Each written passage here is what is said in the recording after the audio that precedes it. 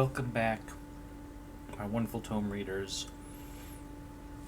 As we continue Of the Devil in a really low note. For those of you who perhaps aren't here for last stream, or even just missing the last bit of it, our wonderful, where is she? Here is wonderful goddaughter Serra has been implicated in the death of her father. Good news, we successfully did as she requested and helped prove that he did not commit suicide. But the only evidence we had that fully proved that in the mind of the investigating party, the police, the DA especially, Emma, was the video footage we uncovered, decrypted, that showed that she was the last person to handle the offending cups. That one of which had poison, which eventually killed him. In the time since last stream, well, even at the end of last stream, I posited there's potential. There are like two potential things that could have happened. One, in the pursuit of making a more lifelike, realistic, warm android, he literally gave her the ability to dream of electric sheep or otherwise, and that perhaps is some form of sleepwalking that she didn't think was real. Because we do already know she can tell untruths. She can say things that are not what happened at all. Is in fact how we were able to convince the police that we had been assigned really, as Dr. David Ashur's legal counsel. So it's a possibility she did fully do it or misspoke in some way that is not 100% factually true. The other possibility is that David himself had caused this particular hack. Because honestly, so few people knew about her existence at all.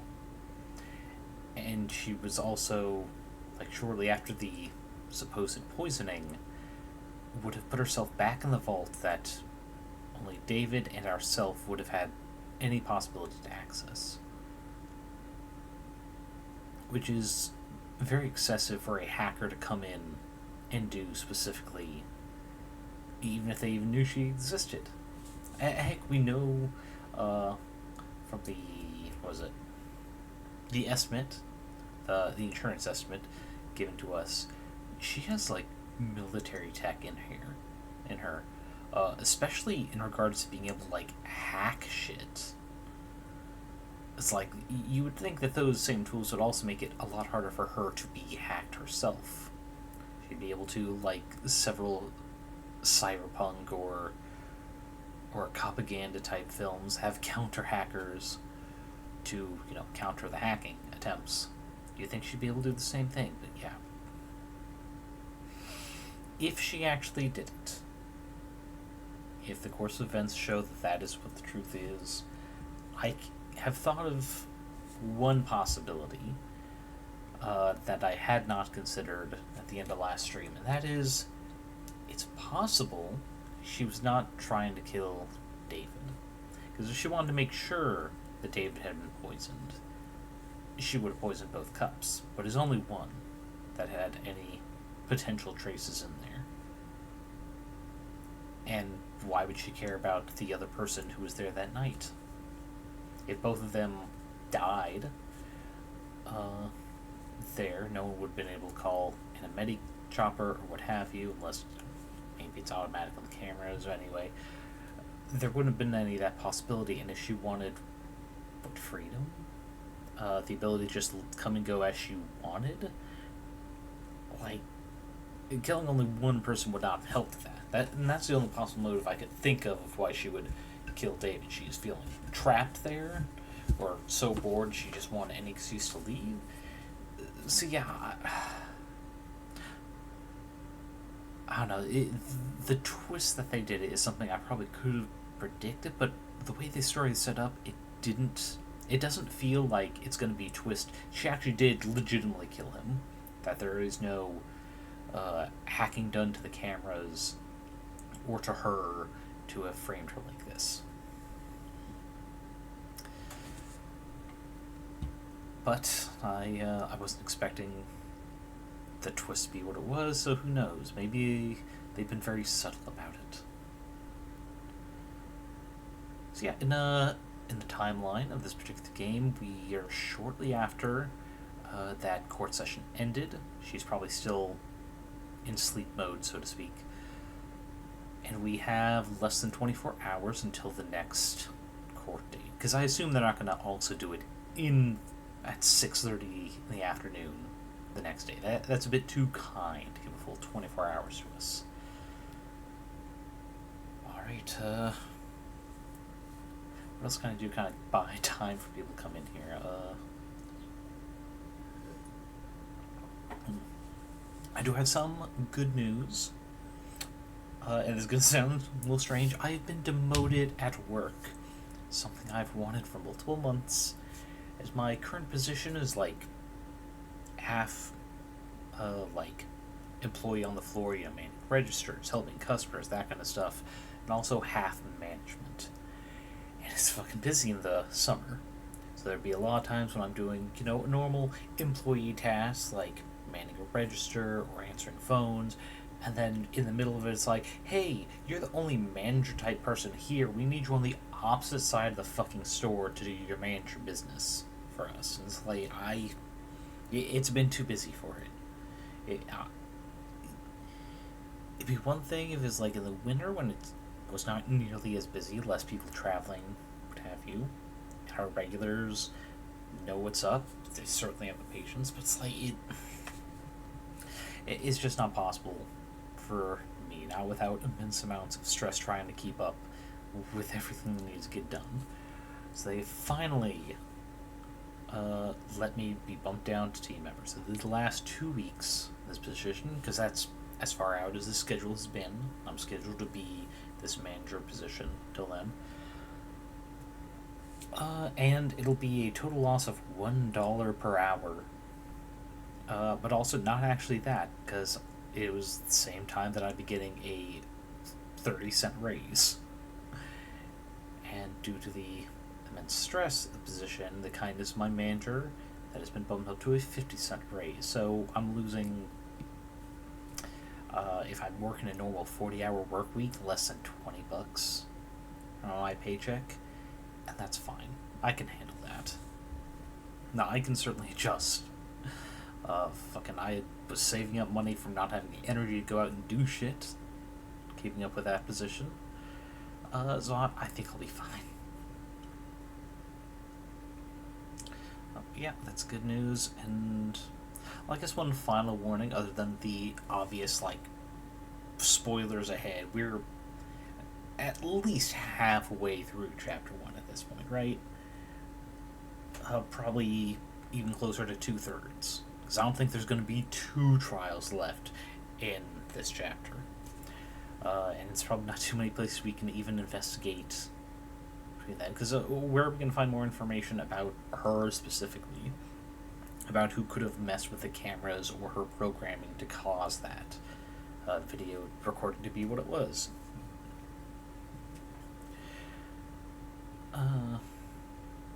So yeah, we're gonna do our best. But if for some reason it does not last the full 3 hours I have scheduled, we'll do some drawing, I guess. I've got some pose ideas and updates we can do for our flying squirrel-esque fantasy race that I have not done on stream for a bit, because I also have not done it off stream, and I should. I've been meaning to. Alright. We'll save you, baby girl. Our goddaughter. So yeah, shortly after trial, no idea where we are. Presumably wherever they're keeping her until the trial. Make sure she can't make a runner. So, is that door locked? Yeah, of course. Even though they've got it collared, it's a precaution. If the collar doesn't work, what good would a deadbolt do?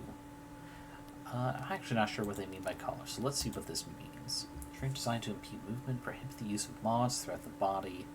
While collars appear technologically advanced on the outside, designers' concerns about hacking vulnerabilities and the growing complexity of consumer-grade mods led them to opt for a surprisingly simple method of restraint. Collars contain a specially designed electromagnet that, once clasped around the neck, interferes with spinal neural transmission, preventing mod users from sending commands to any implanted tech below the neck. Powerful, simple, and cost-effective. Collar use is widespread among law enforcement, military, and private security organizations. With the onset of above-the-neck modding in recent years, the continued relevance of collars as means of meaningfully inhibiting awareness mod usage has been called into question. Newer designs have been proposed that utilize microneedle clusters, but concerns about the sanitary upkeep required for such invasive restraints have stymied product development cycles. Not sure how this is going to work for a warm Android, though. Like, okay, let's once again go to the profile for. Actually, anyone would work just for the visual. Okay, so say someone has mods in their head, right? So they don't have to worry about interference from the collar, however bulky it'll be, transmitting down to the lower body. That makes sense. But this is an Android. Other than aesthetic choice, why would you have all the processing power and memory shit up here? Why would you not distribute some of that across the body? Or perhaps even just in the torso would be better protected from someone trying to, wipe the hardware clean in a most basic, violent way possible by destroying whatever solid-state device is just where everything's being saved to. It's like, why would you keep that in the head? Something that I assume for assembly reasons and repair, now that I think of it, would not be the hardest thing to remove. It's still probably difficult, but there's probably like latches or pins or something. Because if the robot has the ability to like turn their head the same as a human being, whatever ball bearings or things that allow it to turn could potentially get all kinds of like grime or need to be re-greased or something. So like, again, head on a robot, potentially very easy to remove. So one, that's an easy way to get physically out of the collar, and two, their memory could be impeded if that's literally anywhere else with the collar in between it and the mouth. Because it sounds like the collar is very low tech, because it's just low level EMP or electrical interference, kind of like just disrupt those signals. So I don't know. We'll see how it works in practice, but it's like it feels like it would impede how an android thinks. Maybe it's just wishful thinking. Can't have Schrodinger's cat if the box isn't closed. So long as the door's locked, who can say whether there's a national crisis on the other side of it? So, how scared are they? Okay, here we go. What's the political fallout we're expecting from this? The higher-ups, not sure scared is the right word. It's just the two of us here. You don't have to mind their ego. I mean it. I think they're bloodthirsty. I have a right to defend myself, don't I? Thank you for the Wilhelm Barango. I have a right to defend myself, don't I? I doubt they're even looking at you, Tiger. Careful there, Mary Jane. You don't have the initials to match that. It's Noble who will be the center of a bloodbath when the markets reopen tomorrow. You think they're going to go after Noble? Break the monopoly? I think they want to take their monopoly. Nationalize the android industry? I If the public thinks Noble's been experimenting with AI, they couldn't ask for a better excuse. You're joking. The state has done it plenty of times before. Not since the 60s, which wasn't that long ago for me. Goes helping Serra become a real girl. Well, we got at least one court case ahead of us. The one bare minimum is proving that girl's not a murderer, let alone dangerous AI, to which the judge says we have to prove that without a shadow of a doubt. So we not do our usual tactics of it's a public defender. Yeah, that's our title, public defender, of just sowing enough doubt that the police have to further prove someone did a crime. After that, personhood, probably at least no legal battle, we'll see. But yeah, hope you are enjoying the story thus far, Branko, because this is fucking harrowing, being the person making decisions. Yeah. Which wasn't that long ago for me. For the state, it's practically yesterday. So, for the same state that tells us to be terrified of AIs, lurking on the old net, or biding their time in forgotten satellites, sees all of this as nothing more than opportunity. Well, they do genuinely want to incinerate the thing as soon as possible. Past experience just tells me they'll want to gain something while they're at it. Here's what I don't get. Why is this a debate, an argument, a trial? Can we just hook it up to a court computer, see if it has the tenets or not? Pop the hood, as they say. Who says that? Lots of people used to say it. I love that, aside from the whole Toxic Fury Death Note, we've also got to prove Serra's innocent. Yeah. And, you know, the only way we could even get this leverage via the fucking brute force of a crowbar, legally speaking, was to implicate ourselves as being part of this crime, which has not been outright said yet, but I think it's very heavily implied. If we fail this case, we're also going to jail. Because, like, our whole defense of why we can even bring this to court is that this is a matter of our property, and us being blamed for merely owning it. So it's like, why wouldn't they just go full throw the book at us? Like, well, you tried to prove that you weren't a criminal, and you failed to do that, so QED, you are now a criminal, fucker. Yeah. I think I might have forgotten more point to me back then. Lots of people used to say it. Oh, yeah, seeing why I can't hook it up to a computer? Well, for starters, they're all scared to death about a contagion. Is there anything they let an AI connect to they can't trust? Then why the collar? Collars are too simple to hack. Just really strong electromagnetic held in place blocking. Yeah, I called it. Yeah, it's so simple you can't hack it because it's just electromagnet. Which means on a fucking robot, the ability to communicate might be impaired as well. Because like I said, why would you store all the intellect and memory shit in the head like a human has when you could just put it somewhere safer like the torso? Even so. Feels like we should be able to build some kind of machine, some kind of test. Something a little more sophisticated than the same reasoning they had at the witch trials. Burn them all. Let God sort out the rest. You got any polygraphs here at the station? Lie detectors. Yeah, got a bunch back in storage. Molecular heart rate, perspiration, brain scan. Take your pick. You're not going to try and use one of those on the bot, are you? All those fancy lie detectors lying around. The DA's office never asks for them, do they? Nope. Now, we got perps who offer to take a test when they're at wit's end, but the DAs never submit the results as evidence. You ever wonder why? Guess always figured it's because the tests could be beaten. The tests can be beaten. 1 out of 100, 9 out of 1,000, it can be done. Some people are just that good at lying. But it doesn't really matter how good the tech gets or how impressive the statistics are. All that matters is the doubt.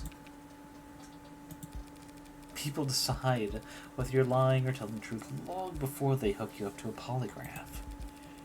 If the results don't match their initial impression, then it must be a fluke, a 1 in a million mistake. They'll never trust a machine more than their own intuition. And no one will ever trust a machine to determine guilt. So they can run the trial, choose a sentence, but they don't get a vote on the jury. They don't get a vote anywhere. Why bring it up then? Because I'm sure there are tests, devices, experts I could employ to analyze Serra, but your bosses would never be satisfied with the answer. If it is an AI, it's smart enough to cheat the test, or hack the device, fool the expert, all their fancy 21st century tech.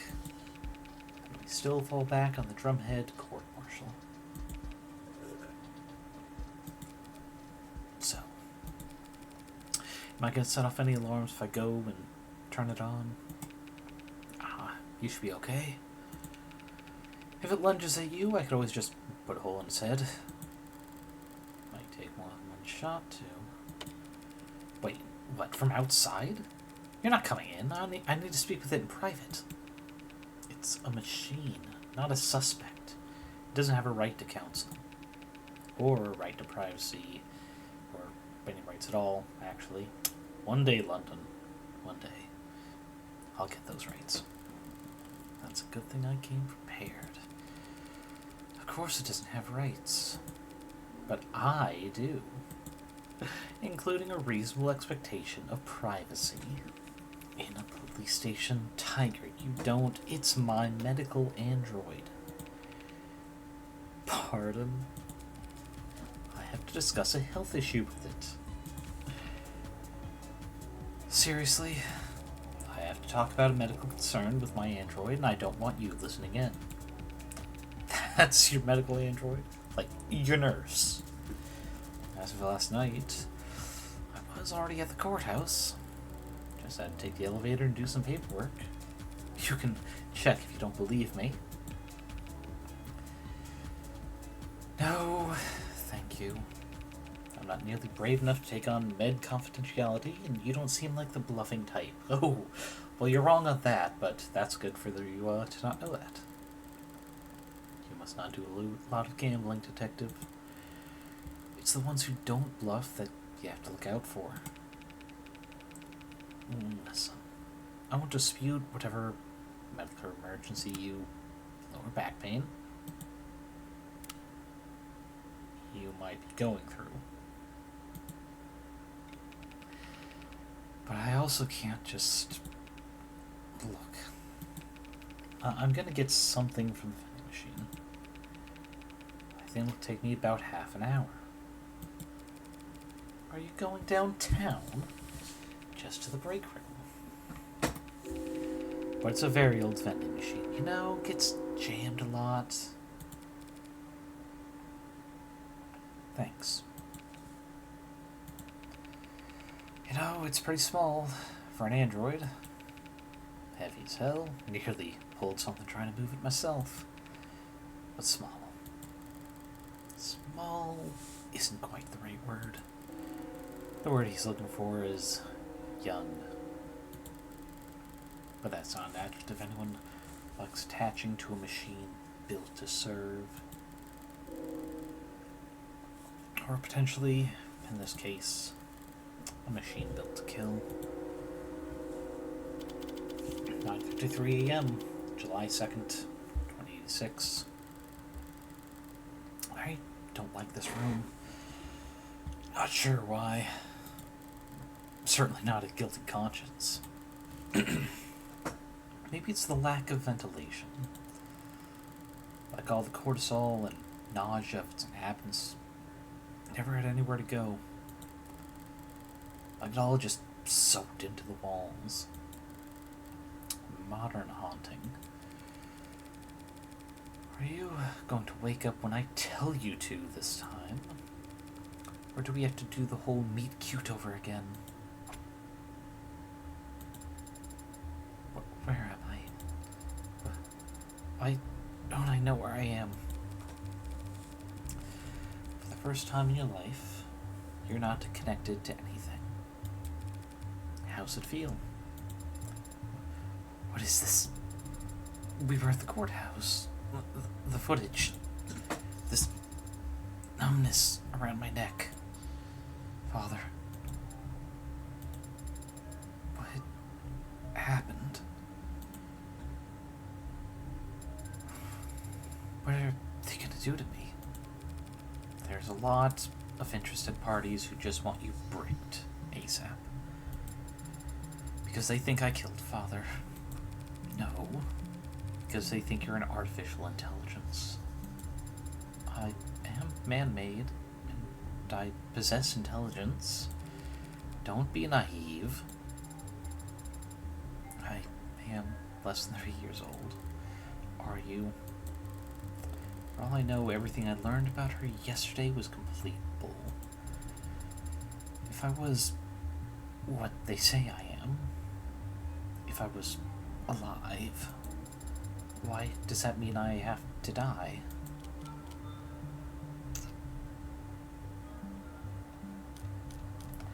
All of these can make sense.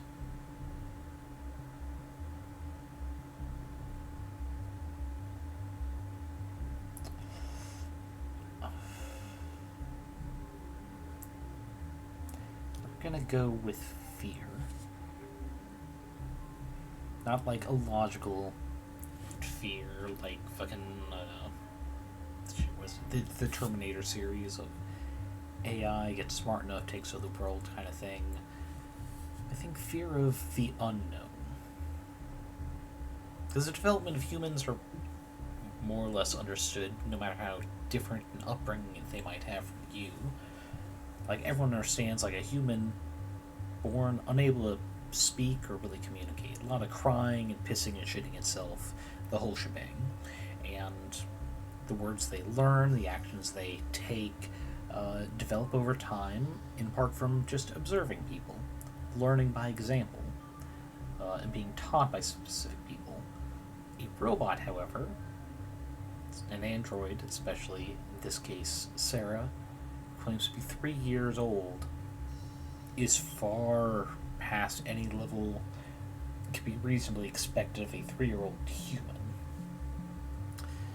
Different upbringings mean harder to kind of connect. The more different the upbringing, the more different it is to understand another thing. And there's nothing quite as different as a robot, no matter how human they may look, being brought up that differently. So fear. Because they're afraid of you. Machines can bend steel, crash networks with a thought, launch missiles that... There are modded humans who are capable of all that, and more. And unlike machines, they actually have incentive to do so.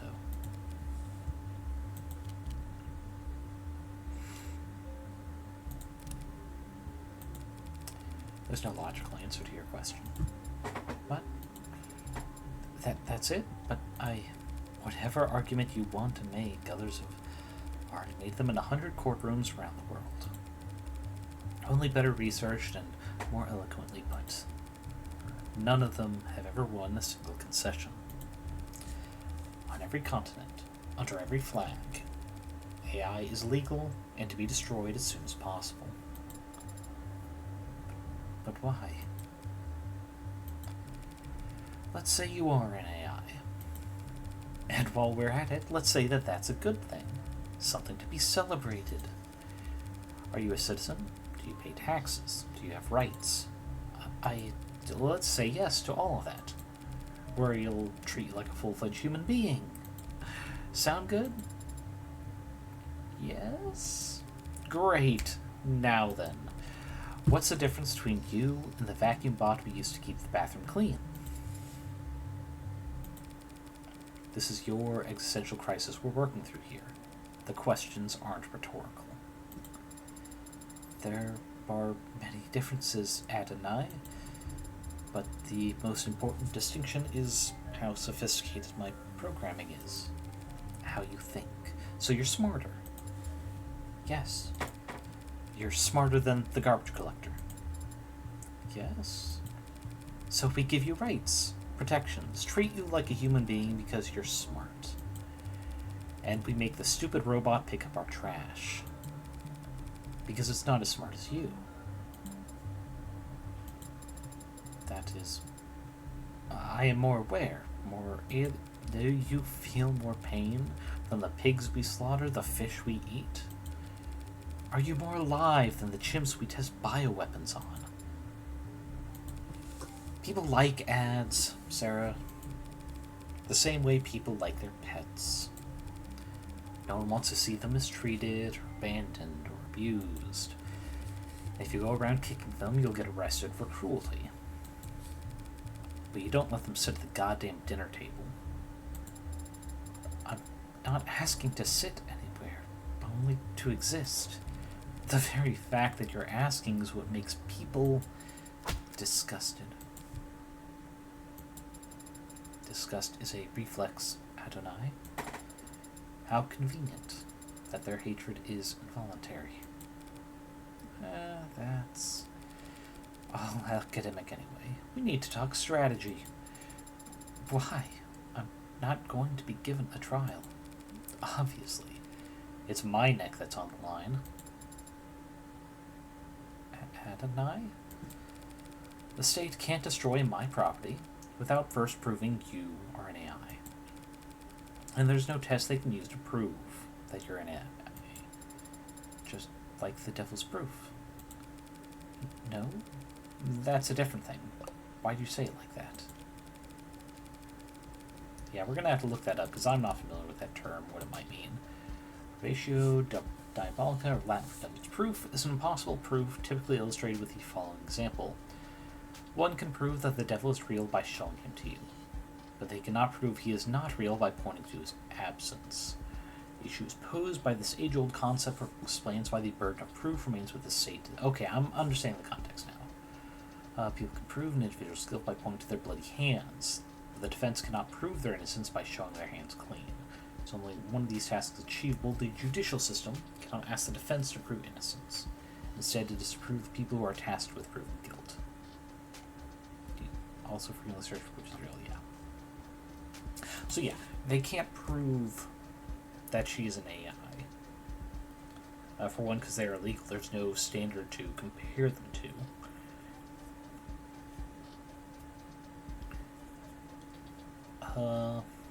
So the best defense we have, that Serra's trying to hint at, is to prove that she's a normal bot, which, by many measures, she is not. She's military-grade hardware. She can hack things. She's the most sophisticated and final android that the late Dr. David Ashur worked on. For all we know, that merely interfacing with something, she can just change what it is supposed to show to whatever connected monitor would show results. Yeah, that's a fair point. It's oh shit, I did not mean to click through that. 1 sec. But yeah, before continuing, or purchase self in it, yes. There's another example. It's not as part of the devil's proof, but as an example of how you use scientific theory and hypothesis and such, is you cannot posit that all rocks sink. You cannot posit that all rocks sink because you would have to test every single rock. And as soon as you find one rock that floats, well, your entire thing is disproven. It's a lot easier to disprove all rocks float, because all you need is one that goes against it to disprove that theory. And it's why you do not go out to try and specifically prove what you want as a result. It's why you should factor the opposite. You should be working hard to disprove any test that could potentially show the opposite of your thesis is how you prove that what you're following has merit. Like if you're trying to prove a particular, say, method of energy is more, safe for the environment. You don't do that by showing all the ways that it is better than other technology. You have to specifically look how this one type of energy production could potentially be worse than any others that already exist.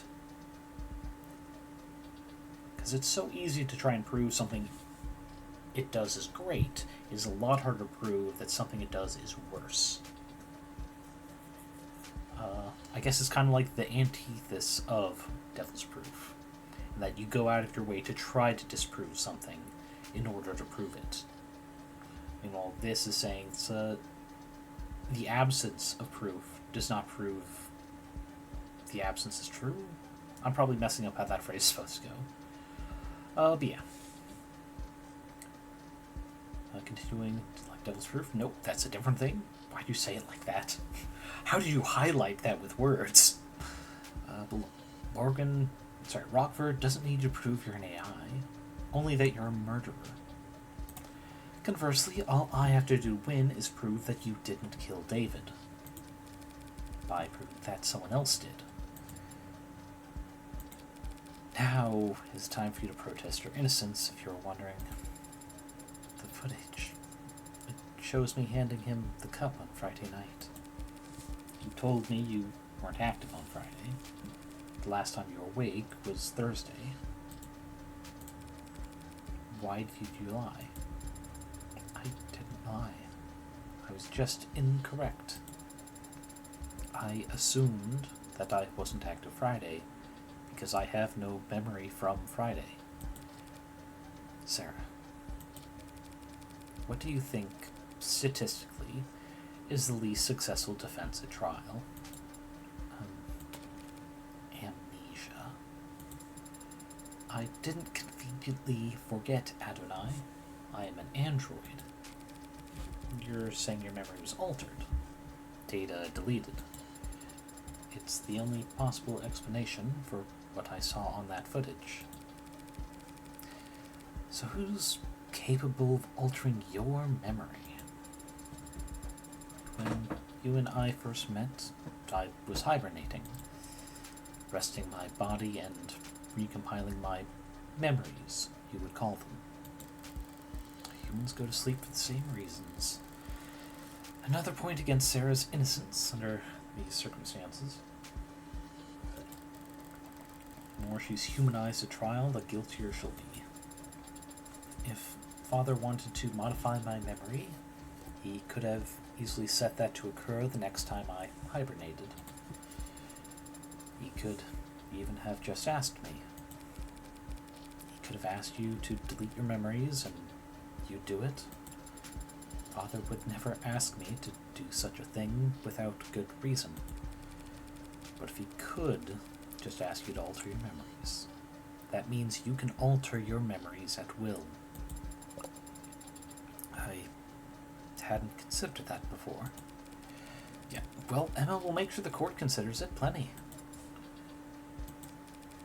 Could you prove that your data was... Forget it. The court would never hear it. You're saying they wouldn't accept my testimony? Shouldn't all testimony be considered truthful, unless contradicted by evidence? They're afraid you'll crash the power grid and fire all the nukes if they so much as plug you into a power outlet, Serra. All your internal data is inadmissible. That isn't very fair. You're finally starting to get it! None of this is fair. I would never do anything to harm Father. Don't they at least need to prove that I had a motive? Yeah. About that. You remember the DA from yesterday? Emma Rockford. The tired-looking pretty lady? You said it, not her. Yeah, she looked tired. She and I combed through the week of footage you managed to decrypt last night. What did you find? Nothing to prove your innocence. But we did see you entering the panic room on the day David died. I entered the panic room on Friday. Without your big button away, all it would take was one password. A password that wouldn't take Serra that many tries if she had been instructed to obey me. What happened? We saw you go in, then a while later, you came out, holding some kind of notebook. Father's journal? You remember something? Not from yesterday. I've seen him with it many times before, but I've never gotten a peek at it. He hides it somewhere when I'm not looking. That's a little concerning. We were playful about it. He liked to tease me, and I've always liked trying to find it. You put it back not long after. Then you locked the door back up behind you. All just a few hours before David died. Rockford's argument could write itself. An incredible android with freedom and power greater than it could ever realize stumbles upon the secret of its inception, instantly realizes all the things it thought were holding it back were just words muttered like prayers by a fool who couldn't control his own creation. And that translates to motive for murder? Frankenstein kills his creator. Easy sell. Frankenstein was the name of the scientist, and the creature didn't kill him. He actually died of various injuries and illnesses he suffered while trying to hunt down and destroy the monster. So it's most accurate to say he was killed by his own obsession. Whatever. It is a weak argument, Adonai. I would not hurt Father. Not for making me whatever I am. Not for any reason. So loved. Yeah, see that right there? That's exactly the kind of talk that'll get you obliterated. Love? Yes, I have a feeling we're gonna have to find that journal and pour through it. A very common motive for homicide among us primitive humans. I could prove you didn't murder David beyond any shadow of a doubt. Even bring in a confession from whoever did. But if you got up on the stand and convinced the court that you loved your creator, really convinced them, got the whole room teary-eyed, they'd burn you for that too. I don't know anything anymore. I don't know if what I feel is real, or simulated, or right, or wrong, or natural, or illegal. How can you know? How can you know if what you feel is right? I say let's stick to what we do know. Someone did poison David. As it stands, you're the only one with the opportunity. That is logically sound. You're on camera calling him back to hand him the cup, after you already begun to leave the basement. Any idea why? No. Well, do you know how to use a nanofacturer? Could you have made the Delta with it? I've used it before, when assisting Father. So it's perfectly possible you planned and executed this poisoning all in the one day that got erased. It is technically possible. I'll have to look over the entire penthouse again. There are a few things that didn't fit together yesterday. Maybe now I'll be able to figure something out. Where else will you go? That's noble. Guns blazing this time. Whatever you are, David didn't make you all by himself. Someone has to know something. If I could implicate the company in Serra's creation. No, They're the ones most to lose here. Trillions, probably. They'll want to protect themselves by disavowing David as fast as possible, right after having Serra destroyed. But they also won't want to show their belly to the state, not if they're afraid of nationalization. If they throw their weight on the other end of the scale, I'm screwed. So I need to keep them guessing, keep them confused and unsure and on guard, but not Adonai. What would happen if I did kill Father? They'll smash you to pieces and reduce the pieces to ash. Chemically burn out every piece of tech David ever owned and put a jackhammer through all his hard drives. They'll be shut off, forcefully, and you won't ever power back up again. Now, I gotta get moving. Here's your paralegal lesson for today.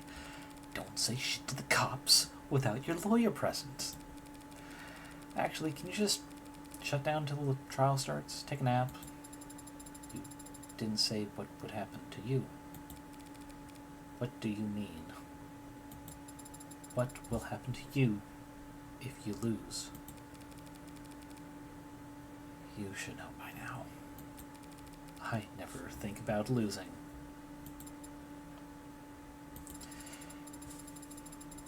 Thank you for being honest with me, Adonai. Thank you for defending my father. And now for defending me. You could have just let them destroy me. But you've put your own freedom at risk to help me. Father was right. You can be trusted. And you are a good friend. Don't get it twisted. I don't do anything out of the goodness of my heart. When I take a job, I never half-ass it.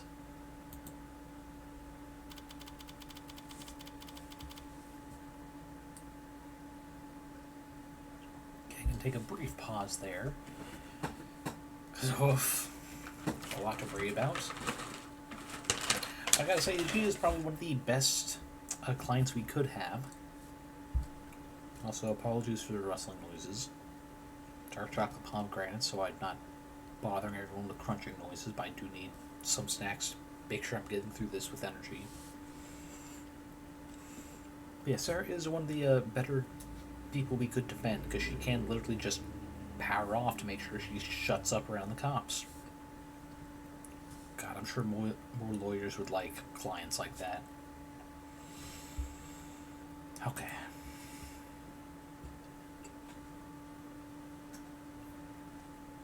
Okay, so we're back in the basement. Oh hey, Reyes. Morning, detective. Back at it nice and early. Hi. Now, would you stand back? We've almost got this thing open, right? Trying to brute force your way inside? I said, right? Yes, ma'am. We're almost set up for the first stage now. First stage? Of how many? First of 5 timed explosions. Remember, we need to relink the API after each trigger's planted. Yep, just did that. And now let's check our updates. No rush. Would you like to know the password? You know the password? There's a password? If you're withholding information, I swear. Relax. I want to get in there just as much as you do, detective. I'm not going to play games. As long as you say please. Tell me the password. Please. One sec. I'm going to drop a save here. Because we do need a bit more lightheartedness. We're going to toy with her first and see how upset she gets. Wait, I did save, right?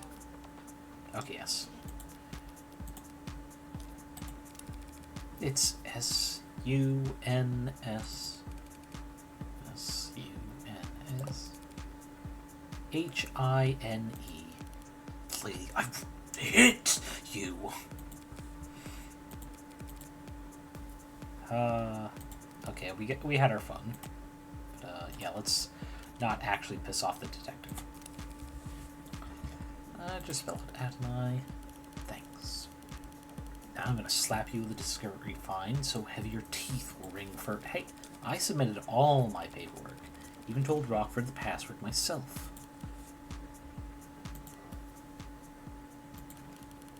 So, boys, when I asked you if there was a passkey on record, and you told me this lock couldn't be bypassed, I do want to say that we really don't get many opportunities to use the incendiary breaching system, so this was still a really valuable experience for all of us. I'm going to phrase this as professionally as possible.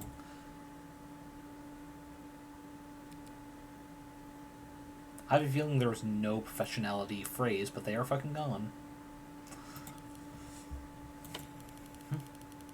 You're still here? I thought you wanted to look inside. You can go first. Thanks. So the gloves, all black. That's not a work thing? Do you dress like that, like a doorman on the weekends too?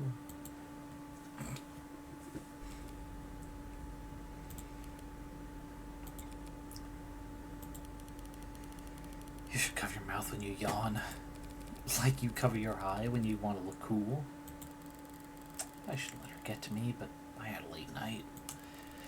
Em and I were at the courthouse until well into the morning, poring over the data Serra had taken off David's computer.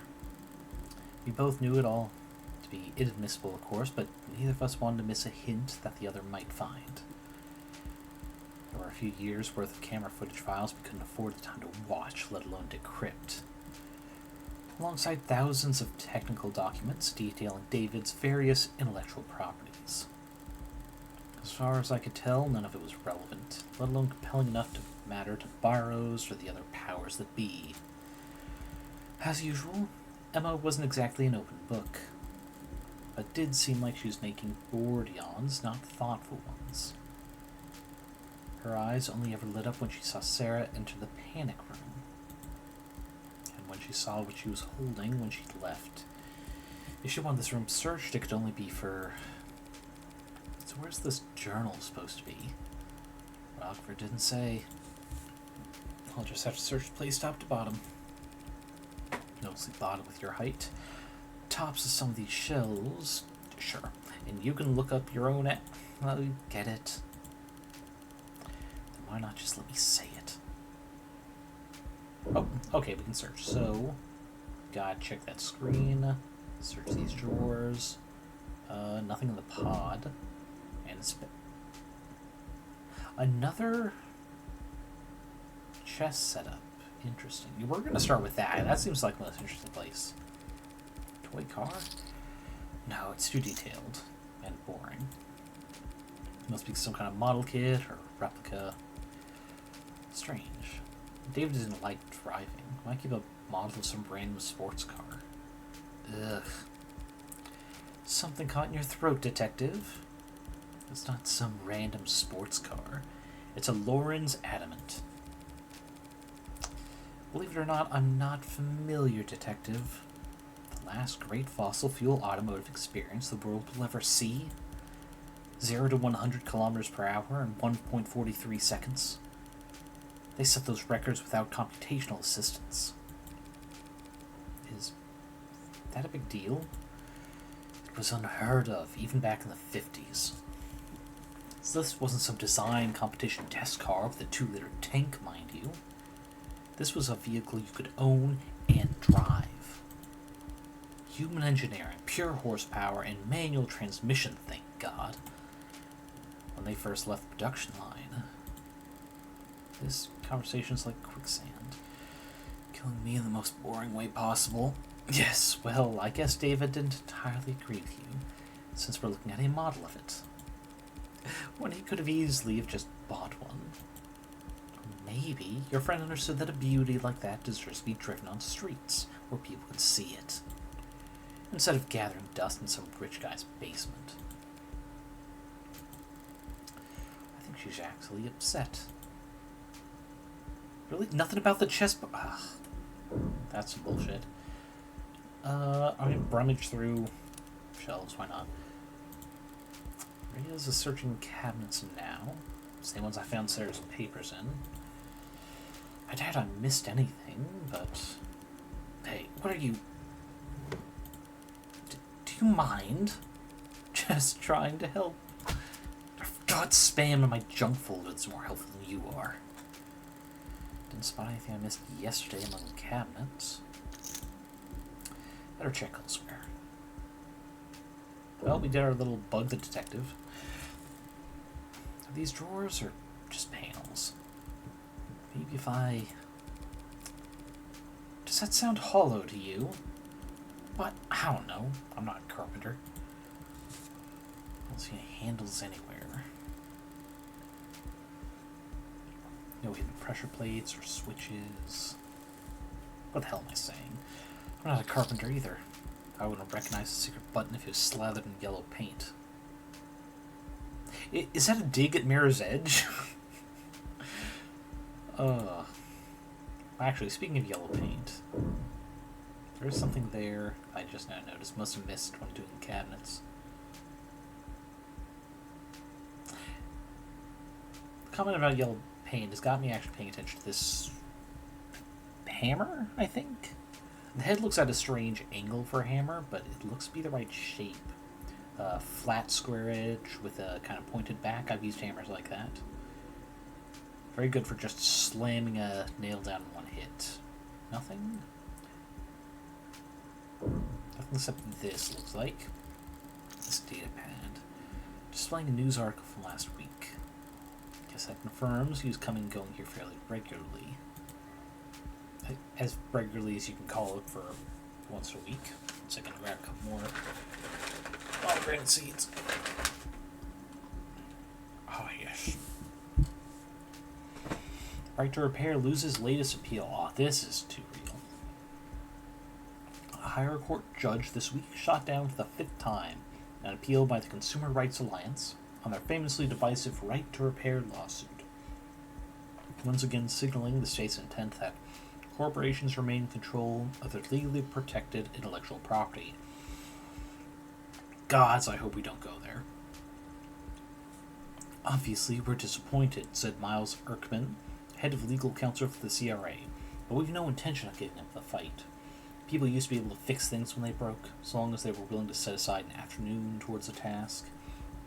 Now, trying to patch up your own property with your own tools is a finable offense, just because the state has had lobbyists whispering in its ear for far too long.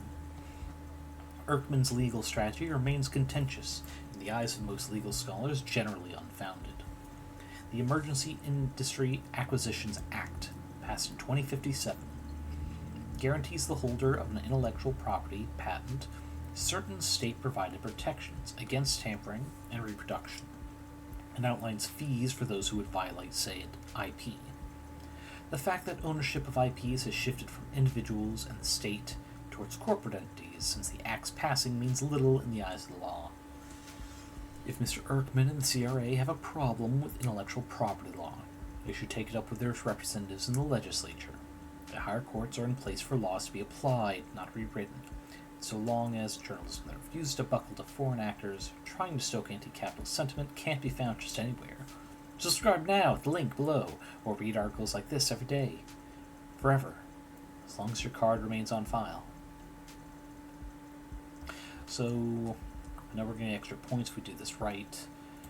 The point of this article is about how some people still want right to repair laws, which is good for them. Right to repair. Didn't realize anyone's still fighting that particular fight. Seems like the courts have made their opinion on the matter very clear. So, for the foreseeable future, corporations can look forward to more sales than ever.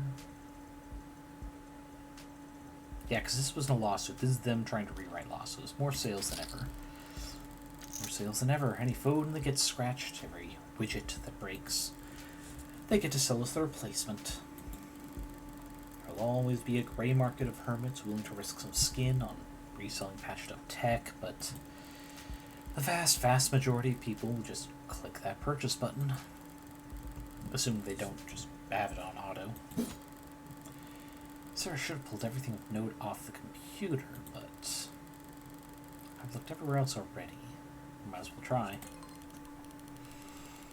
What are you expecting to find? Solitaire? Does this computer seem normal to you? Exceedingly so, yeah. Why? David was a programmer, but this looks consumer grade, fresh off the shelf. Would the Dr. David Ashur use a bog standard operating system in his most private hidden computer? There's not even RGB lights on this thing. There's a trash bin on the desktop. Pretty low-tech solution, but maybe I can restore the contents. Are you seriously going to try and recover lost files, Granny? Unlike cops, I don't get paid overtime, so yes, I sometimes try things instead of standing around. There's a text file in here, but it's 0 bytes. Maybe there's information in the metadata? Double-clicked. What was that? Wait, did that just move? It came from under the desk. Okay, no, so it wasn't something on screen that I just missed. Small drawer popped out, and inside it, a well-worn journal. Does it have his name on it? No. Guess it belongs to the android. Do you recognize his handwriting or not? Neat. Even words. Small lettering with minimal punctuation. Lots of line breaks. Haphazard use of capitals. Wait, are we describing his handwriting or mine? Because, this is very similar. The penmanship of a coder.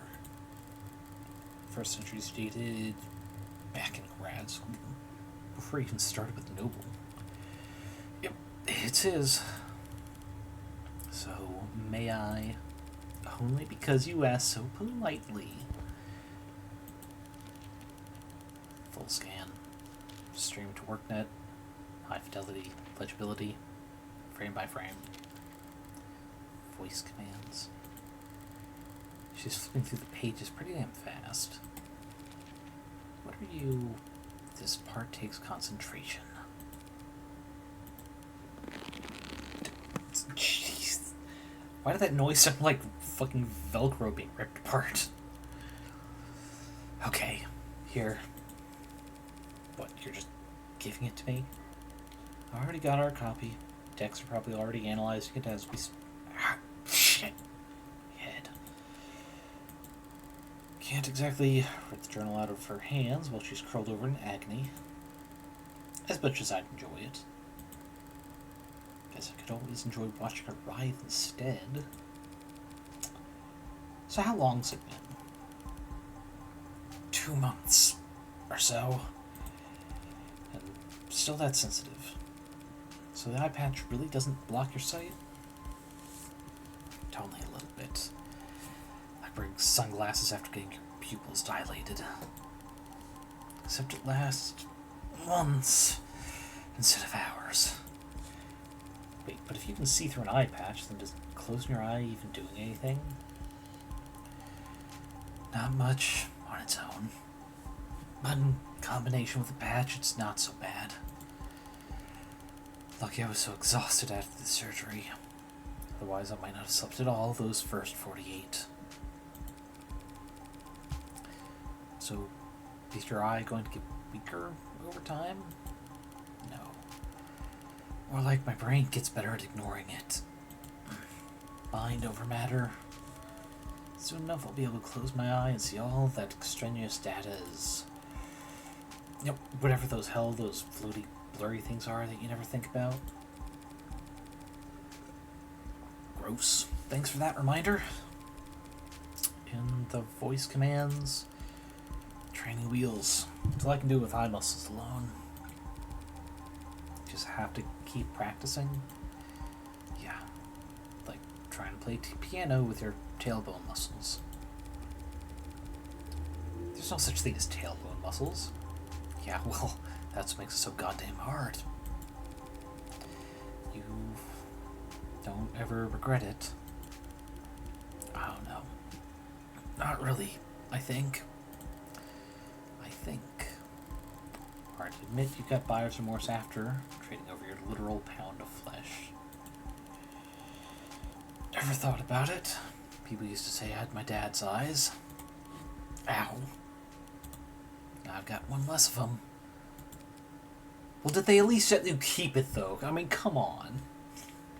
Like, cool cyberpunk dystopia, but they can't even preserve an eye, so you can just go, haha, just leave it in my office to creep out the new kids, you know? Here, take the journal. Go find an elective surgeon to upsell you if you're that curious. I need to get back to work. A surprisingly hasty retreat. But now I'm free to read this over with some privacy. From the top then, grad school. Today was a bad day. Errors in line 21165 to 26643. Somewhere in there, 5,000 lines. I worked yesterday. I don't want to look at another screen for the rest of my life. Feels nice to put pencil to paper again, after who knows how long. My handwriting's gotten terrible. This is too far back to be relevant. Okay, these dates here would be from when he started his career with Noble. A lot of this isn't really writing. Seems like snippets of code or an internal monologue so close to code I can't follow it. A lot of entries about his unintentional Casanovaing. It all because someone thought it was a good idea to steal API instead of just buying it. Helen says I can't call it stealing, but that's what it is. She's right, as she always is with company stuff. But still idiotic. Small people with short sight who only know how to be cheap and have no idea how to be inventive. New route for the meshing issue, though. Good potential. Got approval from the big mean bastard who lives overseas. Bumble? Helen said we'll have to make the same pitch a dozen more times next week. But it's all for show? Fine by me. Already got our win. Toasted each other over cheap vodka with cheaper office supply cups. This is the story Young told me. Western Branch's nerve analogs are finally showing potential. At their pace, it could even be profitable sometime for the Death Universe. Too damn big. Practically tentacles. Should at least be hairs. Evolution can do their job better. Colette came into work for what I thought was a late lunch date. I didn't know her voice could get that loud. People were staring. Red said that she must have been upset for a long goddamn time to blow up that big. Her texts were always sweet. I had no idea. Upset? Colette wrote man-horn lipstick across her office door. Imagine if you had actually been cheating on her instead of just being forgetful. The thing about Red is if you want to know what she's thinking, you have to stop paying attention. Ignore her body language and her posture and the words she's saying and the smirk on her lips. Ignore everything except her eyes. If you can do that, every now and then you'll catch a glimpse of how she's really feeling. Master this one weird trick, and you too can tell when Morgan's trying really hard not to laugh at the word man. It was funny. Sue me, you dead bastard. Wait. This is... I know this date. I'm never driving anywhere again. Never leaving home again. He was waiting outside the parking garage with a bottle. I couldn't smell anything, couldn't hear anything. Locked myself in my car and filed another report with another cop. I soaked into the seat, ruined it. I want to burn the whole car. I don't want to think about what it did to my clothes. I want to burn them too. I don't want to think how long it was on my skin. I was in the shower so long I felt red and raw when I got out. I don't want to think about those stupid people again, their small crew lives ever again. want to be invisible. Brett didn't ask why I wanted to spend the night. She also didn't ask why I had clearly packed a bag big enough for a week. She's kind like that. Kind by omission. I don't have a kind bone in my body, but I can at least try to pay attention. I was paying close attention to her eyes when she opened the door and saw what a mess it was. Whatever she was feeling, it wasn't something I recognized. Kind people don't read their friends' diaries, David. Next chunk of pages are all technical, nothing biographical. The handwriting, the spacing. It's cleaner, more consistent. Here's something I can parse. Feels like pure freedom working outside the box. Tess is suffocating, but you'd never know. Chronic malnutrition of a coder's best instincts. Like a kid again, putting blocks together. Making things. Making things, not products. Nothing profitable about any of this. If I'm being honest, this is just play. And he follows that up with more coder brain crap. The handwriting's still lighter. Like he really was having fun. Humility is the mother of all invention. I thought that was ingenuity. No, not opportunity. Necessity, that's it. That's the phrase. Necessity is the mother of all invention, but he seems to think humility. Interesting. Or something like that. Feels like I might be paraphrasing someone else poorly, but that's part of this new approach. When it comes to coding, you never want to waste time trying to be smart. Either be smart, period, or copy from someone who is. Don't fix what ain't broken. Copying. Nobles' rivals would never miss the chance to accuse them of intellectual theft. Did he plagiarize code for Animate 16? Feels like that wouldn't have gone undiscovered. So what is he talking about? Hold on. This page is bent slightly, like it's being looked at recently. Last person to read this diary should be Serra. Baby steps today, literally. Oh. I see. So this is what he's willing to steal blatantly the intellectual property of others for. His daughter. I'll never put one foot in front of the other the same way again. Everything's an achievement all of a sudden. Seeing her struggle, seeing her vulnerable. It's like everything's a miracle.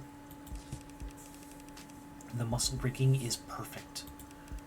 Not intended behavior, since it's too perfect, but that's been happening more and more. The kinetics are multiplicative, not additive. Serra maxed out every machine I bought. I've got a bunch of exercise equipment she's too strong for, and I don't have time for. Maybe I spoiled the results by watching her do the tests. She kept looking back at me and puffing her chest out. I should be more discreet if I want to see her normative range. So the cameras in the basement were only hidden from Serra. Just so that his observation wouldn't muddle test results. He's using she and her in these passages. Doesn't actually mean anything. Down the real world, people use all kinds of pronouns interchangeably for ads, and they never object. But it could be argued that it's odd for Dr. David Ashur to have any kind of attachment to a single android when he'd programmed millions of them. There's a lot of attachment on these pages. Serra's burning through the public domain at a prodigious pace, especially on Popcorn Friday nights. I asked her why they're called Popcorn Friday nights when she doesn't eat popcorn. The event runs from 8 a.m. to 9 p.m. She also watches movies every other night.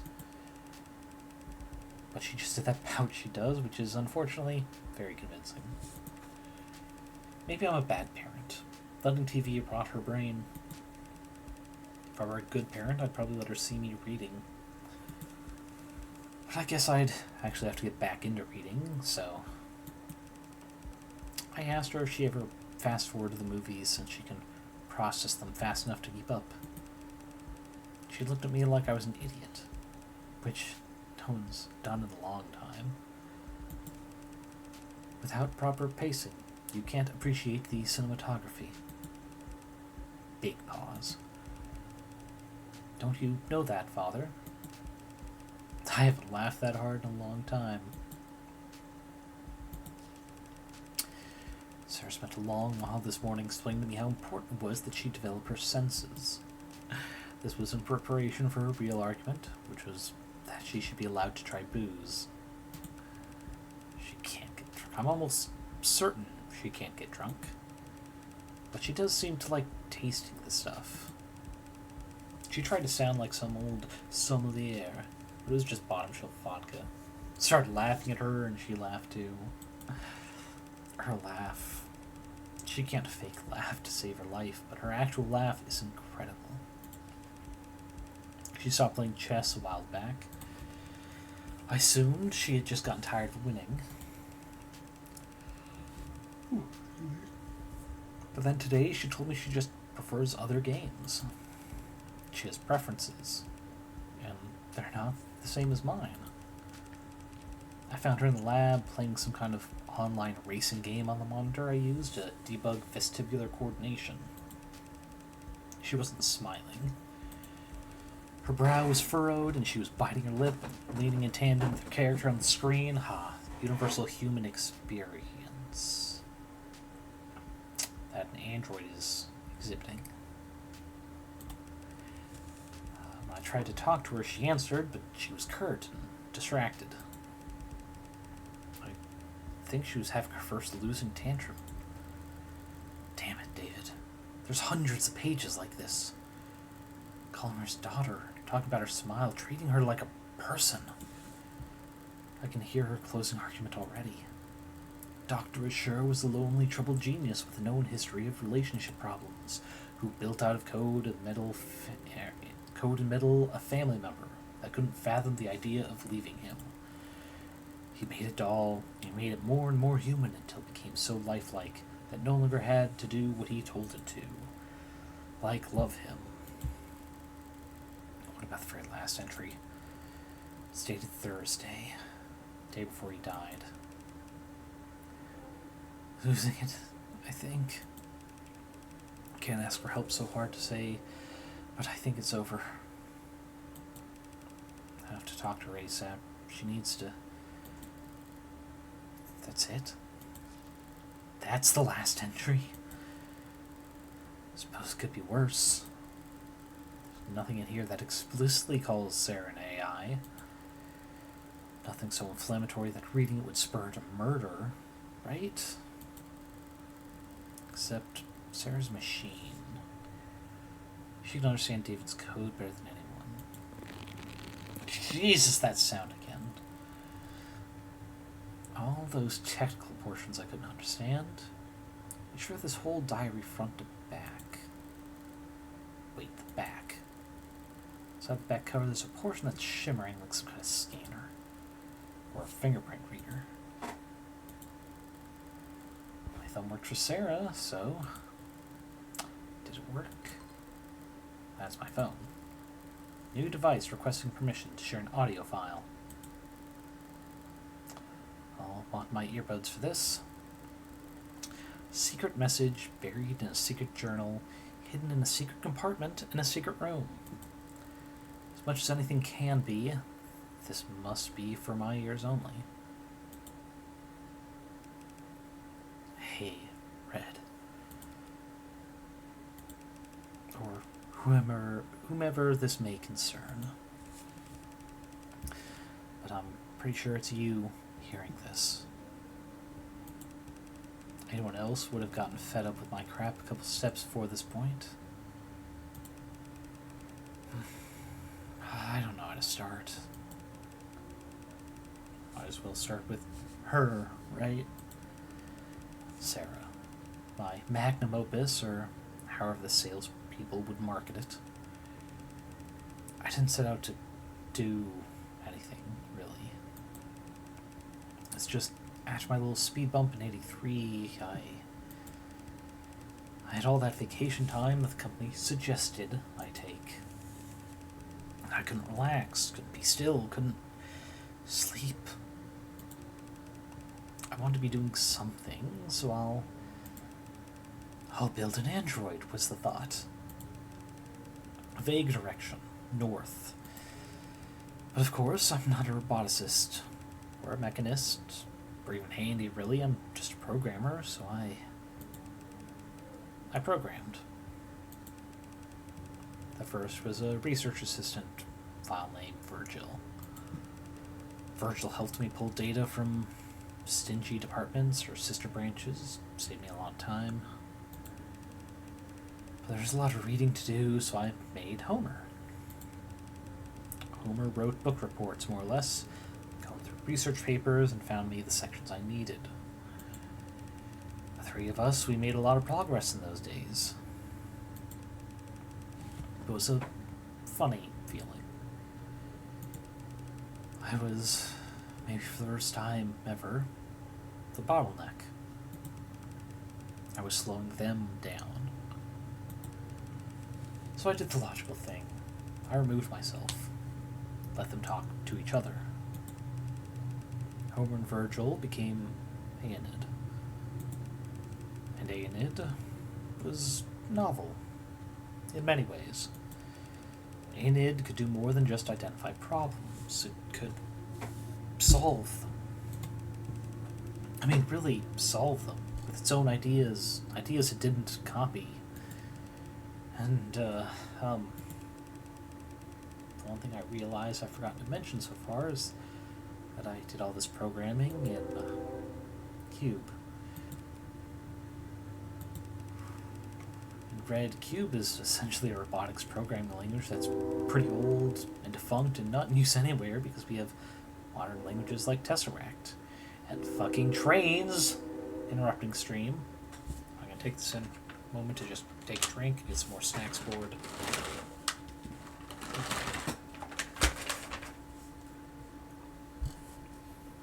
Are we done, transportation train? Okay.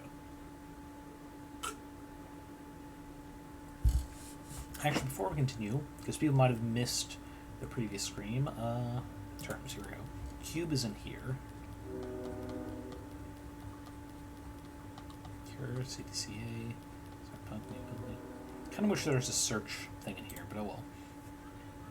Tier 5 programming language, commonly used mid-21st century. To support robust behavior. Train is not in fact gone. Emphasized lean, goal-oriented learning. That would not be reliant on the bloated libraries and always-in-line API. So that it can work offline, so it can continue to learn and think even when not connected. And Jesus Christ. So yeah, she's definitely a step ahead of all the other ads. Because she does not need to be always connected to something. Something proved by having the collar on. First start 2044, don't need the history. Popular over internet. Nope. See. Utilize Cube during the 27-day siege to seize mechanized weapons from peacekeeping forces in a cyber warfare operation. So it has a history of warfare applications. That's not great, considering where we're going. Because now stock reported from the old net due to its compatibility. Oh, she has no tenants at all, whatsoever. So we can't even prove that she has a safety system. Okay, so yeah, she is AI. It literally is AI, so this is an uphill battle. Okay. Are we going to have to lie in court? Because it's starting to look like it. Okay. Essentially, robotics programming language, pretty old, defunct, because of modern languages used, like Tesseract. which are much better for making things that talk to each other and report back and, well, spy on people and generate profit. At the time, I didn't want to be connected or feel connected or do anything that made sense or was the least bit profitable. So I wrote my little helpers in Cube. Because there's someone mowing outside, this is just a great night. So I wrote my little helpers in Cube, because what I used when I was a child, screwing around on my father's computer before he'd come home from work and get... But there are other small, slight differences. Writing in Cube versus Tess, including that Cube, well, Cube predates the tenants. So in that sense, you could legally and perhaps scientifically, and literally, because that's what they are, say that I made an AI named Anid over 2 years ago. And that's just 2 years before this recording. And the likelihood is that he did not do this the night before he died. Damn. I'll give you time to pause here if you want to, curse me out. Anid was an intellectual equal to me, so I treated it like one because that's only fair. I gave it its own work, asked its opinion, we collaborated. And together we built Athens, who was more advanced than Anid, naturally. Okay, actually, we're going to pause in the story for a second. Because up until now, a lot of the terms surrounding Serra and the methods to get at her were Latin. They were pulled from the Golem of Prague story. But now we've had ancient philosophers, Aeneid. Before them were Homer, and before that... I'm blanking on the other, but I know it was another Greek philosopher. So Greek philosopher, I think Aeneid was a boat in one of the myths, or it's the work of another epic myth. And now Athens, the city remembered being a city of intellectuals, of Athena herself. We still haven't even gotten to Serra yet in this time frame. Oh. I don't know if you're pulling out your hair, yelling at me right now, asking why I didn't stop, why I didn't consider the consequences. I don't know if this is being played at a deposition or a hearing or worse. I've built a lot of things in my life, Red. Useful things, profitable things, smart things.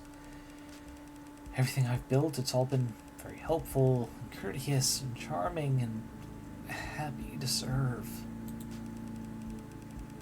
I can comfortably say I've done my part, contributing to the global GDP.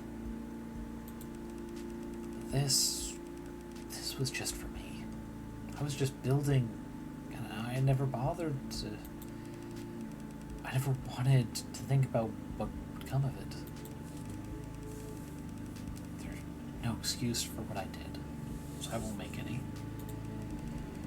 So to whoever's asking, yes, I'm guilty. And yes, there were... Jesus Christ, man, you're making this so much harder legally.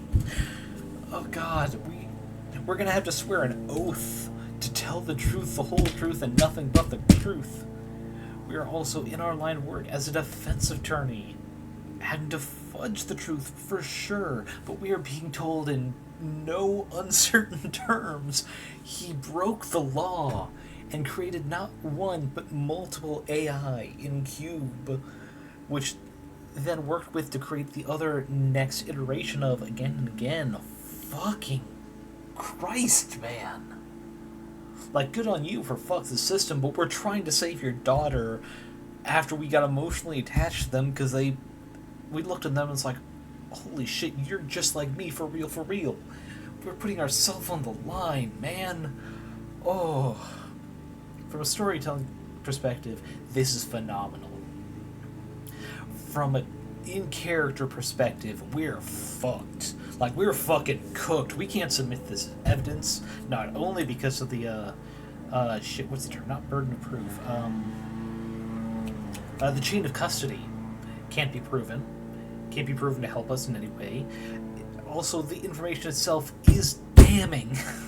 So I really hope you've got some good information coming up, David, because Jesus Christ, if you weren't dead already, I'm sure Morgan would fucking shoot you in the face. Cape Town, Paris, Yamatai, Rome. They start choosing their own names, thank God. I'm terrible at that kind of... God, there's going to be some kind of, like, logic to these names, though, isn't there? I don't even recognize Yamate. But considering the others involved, it's gotta be important for historical moments, I'm sure. So things sped up. And there got to be, well... should I not say the exact number? You'd probably tell me not to say anything at all, so... More than 300. Jesus Christ, David. Fuck!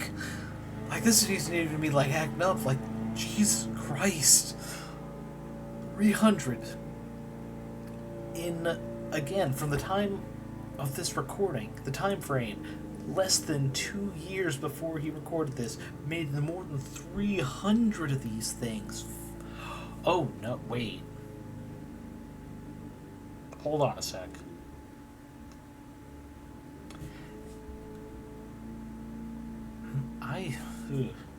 Okay, so this is like 3 streams back, I think, but Morgan was interacting with another, not an android, because it's just a hologram version, but like one of those helpers at a shop, and how they being like very emotional and such, and then she gave a command to commands only.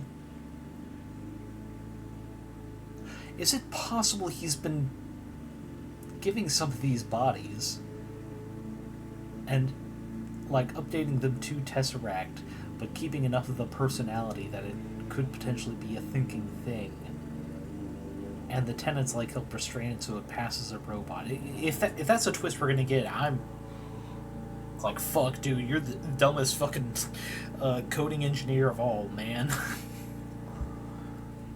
Because you know you've created AI, and if you give them actual bodies to set them into the world, shit, man. I think your corpse is going to get sued to hell and back, if only to be sent back to hell via another lawsuit. Fuck.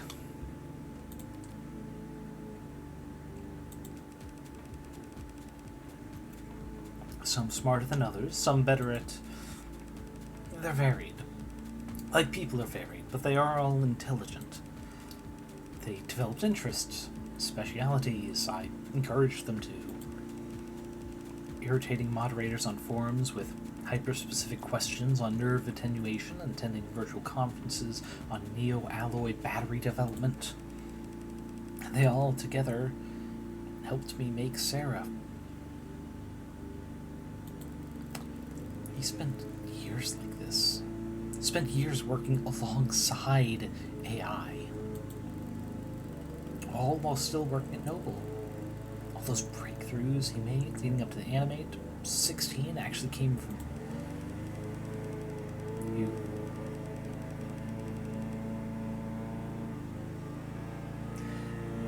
God, that's a really loud mower. My apologies. I'm gonna...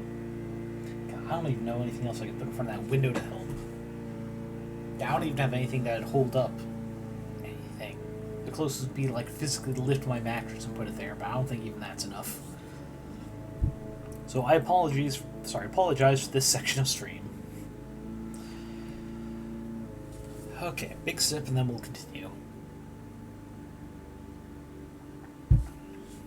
You probably think I'm some terrible fraud at this point. I do hope one day that they can get credit for their work. But I did have one eureka moment on Serra. Because I got humble. Difficult for me. We learned everything we could about the function of a neuron. A single, microscopic human neuron.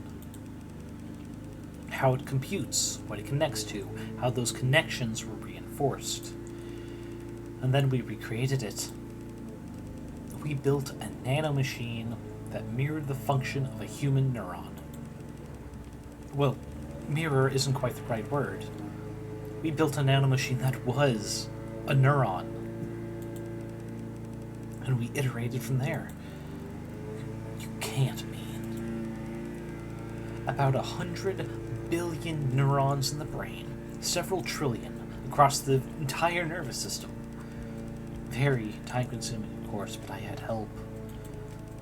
The manufacturer could make tens of billions of nanomachines in hours. Could make even more in less after Yukon fine-tuned it. So we built up nanomachines for nerves, alloys and polymers for bones, fiber-woven muscles. I say built, but really, she grew.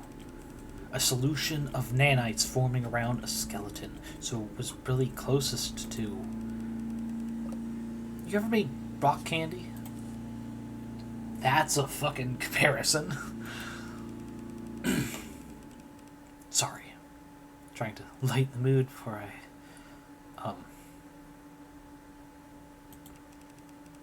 I never did end up building an android.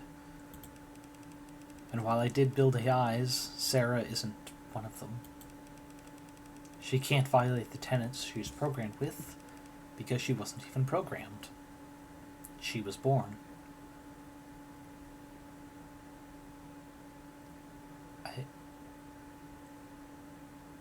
I'm gonna be honest, like, metaphorically, that's beautiful. I think if this information gets to court, they're gonna say, okay, but that's worse. You get how that's worse, right? And my hope is that there's the smallest chance that that nuance could offer her some small protection when I'm not sorry for what I did. I made things that are complex and rich and varied, beautiful, and I honestly believe the world is a better place with them in it. The only thing I'm sorry for is that I let Serra think she was just an android. She's not. I don't know what she is. They'll have to come up with new names, which I am bad at doing. My own father, he also talked a lot about protecting me, doing things for my own good. And I don't hate him for that, but I can't forgive him for never making me think that I was lesser. Though it's my greatest shame, I turned right around. I did the same damn thing to...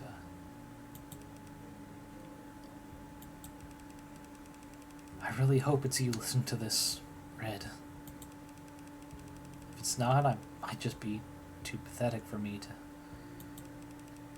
You're the smartest person I know when it comes to people. And I'm telling you all this because I don't know what Serra is exactly, and neither does the world. So they'll come after her if they can. And in that scenario, I can't think of anyone who could do a better job of defending her. Not protecting her, like I did.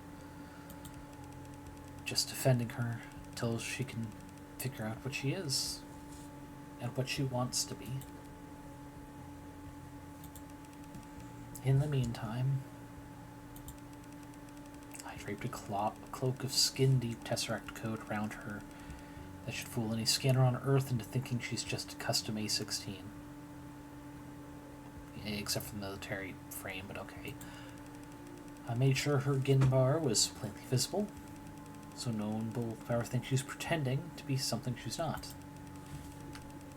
And I took steps to ensure that you two would figure out the truth in your own time. Which, if you're hearing this, have either succeeded or failed spectacularly. You have no idea I can't ask you this as a favor paid. You can never owe me enough in 100 lifetimes. So I'm just asking. Unfair, I know, but I'm a selfish weirdo.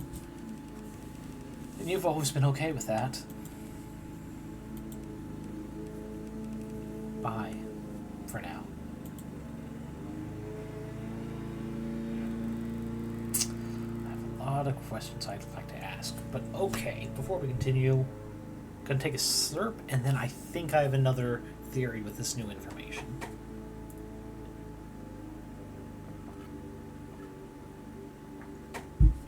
Okay, so Serra is the product of over 300 AIs. He said himself that all of them worked together to help make her, to help design her. They figured out how to replicate the human neuron to make a truly learning machine. And then, as he said, grew her like rock candy. And fucking, it is dark out, motherfucker. Why are you mowing? Okay.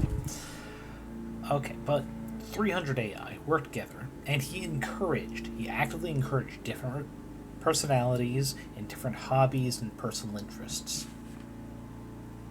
So here's one possibility. One of them might have gone into this process giving, I'm going to say itself, because just AI without a body, it seems like the right program. Giving itself a way to, however temporarily, take over Serra's body and do something. And so that night, with that opportunity that she can no longer remember, they poisoned Dr. David Ashur, the only person who knew about her existence. Because I'm sure with that many AIs, and whatever tales he might have told them about failures of interpersonal relationships, dating, what have you, that even just one AI with a long-term goal of getting their own body, and the knowledge that he would never actually give it, would also know he was not sharing the information about these projects. Now, it might be that turns out that code is not finished yet, fully supplanting, or maybe it expected a series of events so it could properly take over. And so the step one was just whatever triggered the injection to start, and that night of poisoning David to ensure that the only person who that they would have known of could have stopped it, couldn't. That unexpected changes by David, perhaps how Serra would have awakened, in what state, the having asked Morgan here to come in and take her in, slowed down the process. Further slowed by her having to take Serra outside the building to go search elsewhere for evidence that would help. But if that is true, I think the best time for it to be doing something is when she's powered down, when she's in sleep mode, which we just left her in police custody in sleep mode, so that AI is we're probably going to have to use evidence that we get in court if that is the case, if that is what has caused the murder. Was the murder an AI? Yes. Is that AI Serra? Technically, no.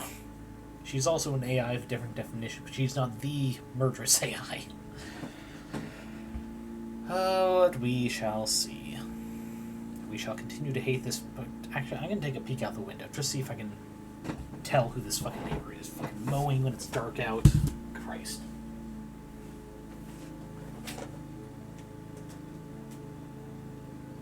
With a push mower. Ugh. Looks like they're doing the circle method around the edge of the yard, coming to the center. They're pretty close to the center, so it should not be too much longer. But fuck, man. and could have waited till tomorrow. A lot of questions I'd like to ask, and a lot of swear words I'd like to yell, in-game and out-of-game. I'd also like to find the nearest incinerator and toss this journal in. Followed by my phone.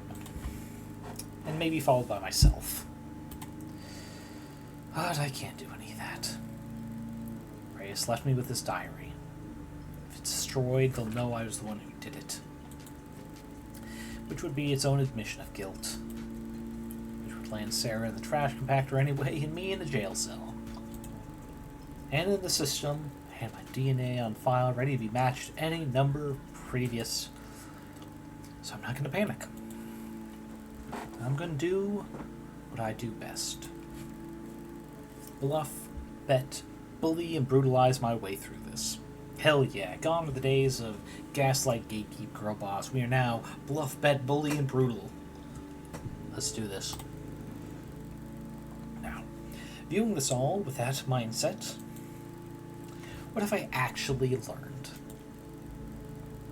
He didn't talk about plans for killing himself in his journal or the message. He sounded conflicted, not suicidal. But he did go to great lengths to get me to take care of Serra. Why? The logical answer is because he knew he wouldn't be able to keep her. If he wasn't going to take his own life, was he afraid that someone else would?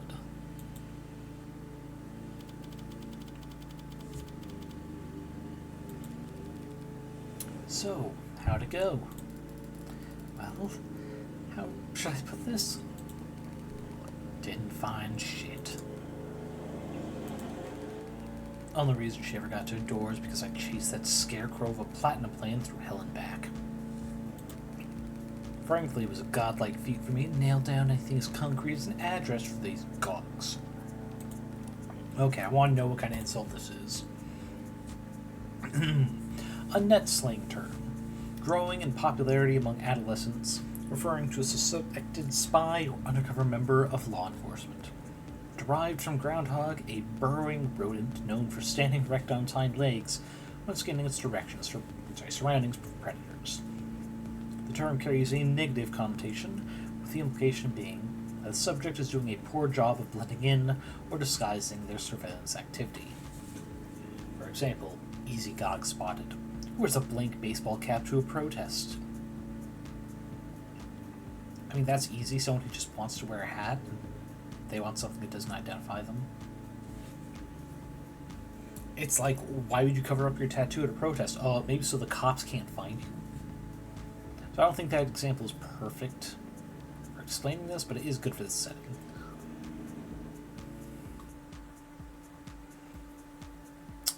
But interesting. Right, evidence. We're again not going to look at evidence until I think I have something, like an idea. And their offices weren't listed on the building's website or directory, so I had to ask the janitor. But you did find a psychiatrist's office? Sort of. They said they were in the place and looked the part. Why? Because they had couches. She didn't get past her receptionist. Sorry. I thought because you're with the company. No. I wanted to help. I just wish I could have done more. Don't beat yourself up. Hard to be even half as useful as I am. For what it's worth, the atmosphere, the looks, the furniture, it did feel like the company in there. But ultimately, we still don't know if David actually was talking to someone or just getting a CCE training recertified. Sorry. Don't bother apologizing. She only cares about results. You did more than enough. Both of you. At the very least, they divided Noble's attention for a while. I mean it. Good work, Fran. And thanks for the urgency. If you really mean that, you could always throw in a tip. 30%'s the going rate in my industry. How about I take 5% off your tab instead? Tab? I'm a minor. The state pays for my legal fees. Don't they? Oh no, signal must have cut out. Ooh, Fran, I'm sorry. Right. Surprised it took them this long. Ringo, you return. Okay, you missed a fucking twist. How do I put this lightly? Okay, so there's good news and bad news. Good news, Serra is not AI. Bad news, Dr. David Ashur designed her in concert with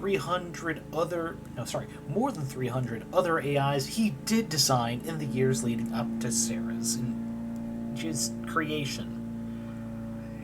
So, what she is a lot more advanced. I'm gonna dread this up horrifically, but working with all the AIs that he developed over time to the point where they started working with him to develop the other AIs, and everything that he made for Noble as well, so let's not skip over that. He didn't actually invent shit for all those androids, but coming back. Actually, I lost my train of thought of where I was going with that. Oh, right. With all these AIs that he legally created in the old programming language we learned about like 2 streams ago, Cube, mostly for robotics, and is not limited by the Tenet system, the fucking iRobot, Asimov 3 laws bullshit. In concert with all 300 plus of them, he developed nanomachines that worked as the neurons in the human brain. It allows one to learn and grow like an actual human being. And that's what Serra is. She is a collection of nanomachines, far more advanced than the even fucking Metal Gear Solid meme president guy, I think that's what he is, from America. Anyway, more advanced than that. So, one, she's not an AI, because she's far surpassed an AI. Send her. Okay, thank you. But yeah, Serra's not just not an AI, she's more powerful and better designed than an AI. And also, in that vein, probably far more legal, even though there's not a term for it yet. Because she's also designed by AI. So, David's a dumb piece of shit. So yeah. The only thing she really learned from that... Oh wait, and the lurk probably started before we actually read the journal.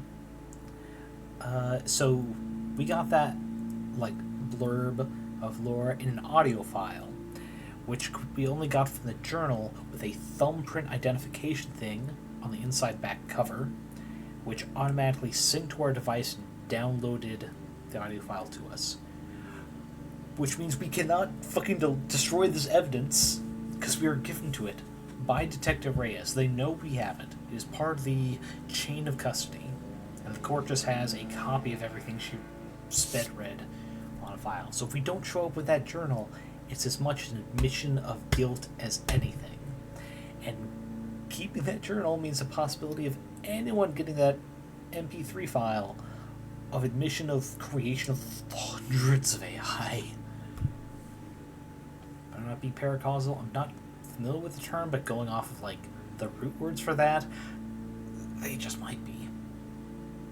A small silver lining, though, is very likely that Serra did not kill anyone, because one of the 300 AIs that were in there might have had malicious intent, knew it could not get a body itself, and helped lead the progression to get Serra created so they could eventually take over the fucking body. And if that's true... Oh man, this is a realization I had came to shortly before you rejoined. If that's true, the most likely time it would be able to take over her body would be when she's in sleep mode, which we currently left her in the police station so she can't say dumb shit without a lawyer present. So I hope I'm wrong on that front. That would really fucking suck. But also, Jesus fucking Christ, David, you're the dumbest piece of shit ever, and I guess that explains why all your relationships fall apart, because holy crap. You don't have room for anyone else in your life when you have 300 AI chatbots helping you design the next AI chatbot. Fuck. Rant out of the way. And the more recent things you've missed. Coming to this, the headquarters Doble with a bunch of rented out rooms. We had Jess here and Fran, our hacker friend, investigate the supposed therapist, psychologist, I can't remember which, that Emma said there's evidence of David speaking with. And so far they've determined that it looks like legitimate, noble therapist. We're probably still going to go talk to them, but not a great start. Yeah, it's... As much as I wasn't expecting the twist of, oh hey, it looks like Sarah's body was forced to do a murder, which I should have expected with, created new life in the form of a super advanced android, I was not fucking expecting the additional twist, the much bigger twist, of I have broken the law over 300 times.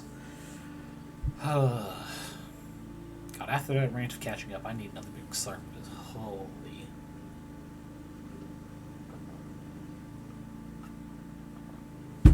Christ. Okay.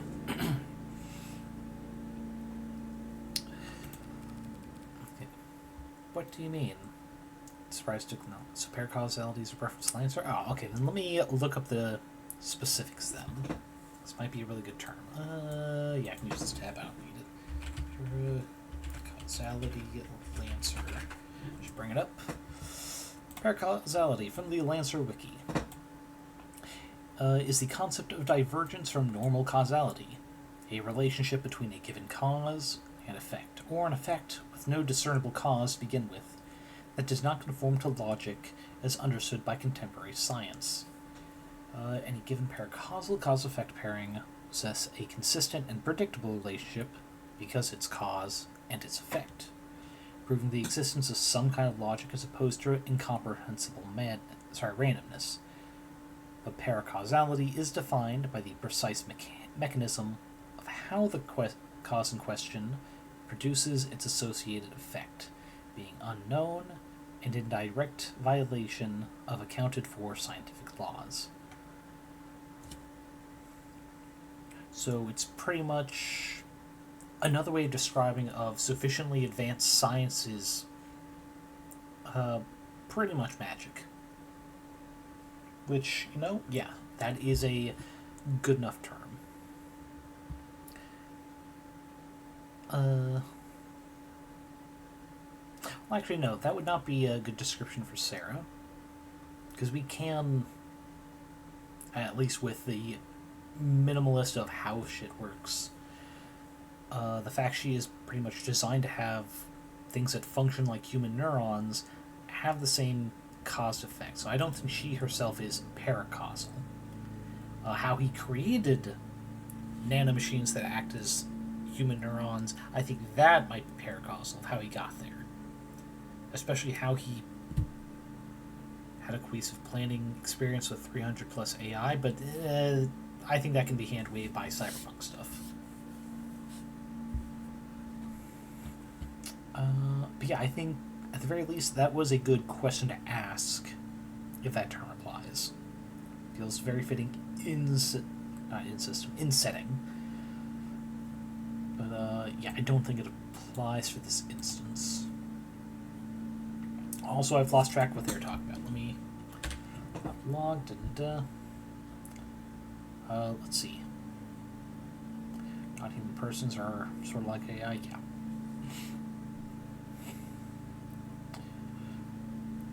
But let's see.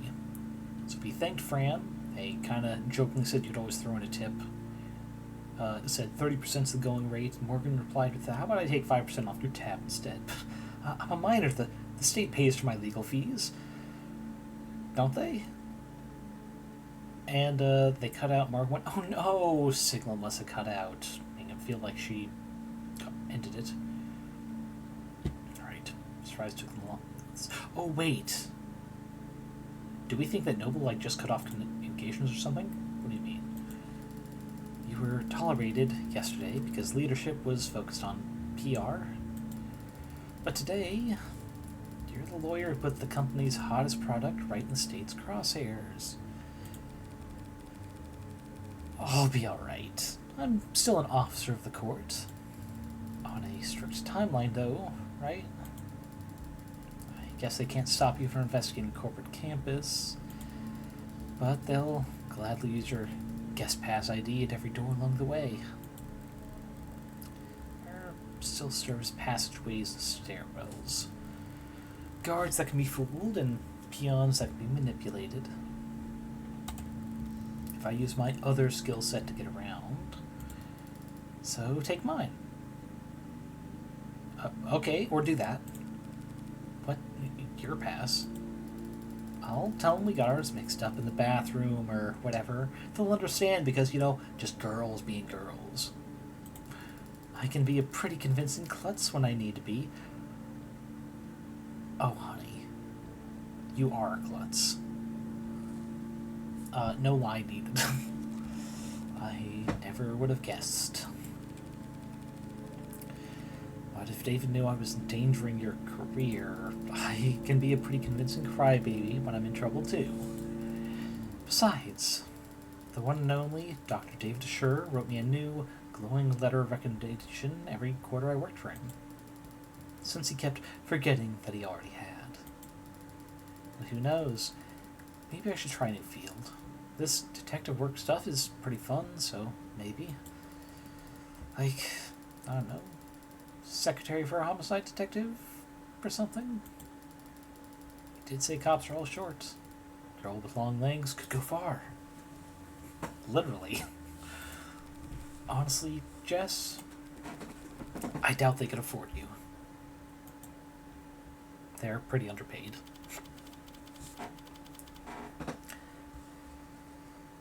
Yeah. That was a nice little lightening of the mood, to be honest, because fucking shit got heavy with David admitting in an audio file about breaking over the same law over 300 times. Still pretty fucked. Still a little pissed at him. But I needed that bit of levity. Morgan, how did you get so turned around? God only knows. Lucky I found my way here, though. It's such a relief to see a familiar face. Helps on the, art production costs. I mean... Right. Listen, Morgan, I'm not sure that I should actually be talking to you without legal present. Oh. I mean, leadership hasn't even told us how David died. How much help could I be? I see. It's not that I don't trust you or anything. It's just, I think, what with the Serra issue, there's a group that used basically the same method that David did for making Eldritch Hypertech. I mean, yeah. Especially if you go the route of Eldritch Hypertech is just like super advanced science we don't understand. It goes hand in hand with the trope of a sufficiently advanced AI would create stuff that humanity would never consider. You should do whatever you have to protect yourself, Dawes. No breaks all luck. No, I get that. But I'm saying there's a similar theme to Eldritch monstrosity, knowledge, and sufficiently advanced AI creation. I can totally see those being used by a writer. It's very nice. But you should do whatever you have to protect yourself, Dawes. Yeah. Though, for what it's worth, I doubt you'll be in any trouble.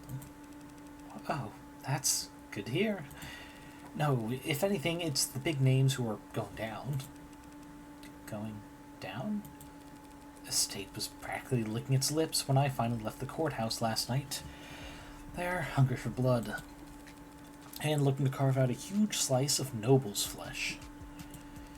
But like fines and jail time? In the first 2 weeks, sure. Then, sanctions. Which I think I remember the term, but I'm going to bring this up. Let's see if Financial restrictions posed by... Oh, yes, that's why it's familiar. We're seeing that a whole lot in the last few days of the Trump administration. In the case of all caps monist-1RA, spontaneously generated out of an actual hyper-advanced AI and started breaking causality. Neat. Not at all suspicious that all of the letters kind of look very similar to a way to just go monstrous or a monster translated to another just random language. Mornist Ra. Monistra. Yeah, if someone told me that was like Portuguese word for monster or something, I could believe it.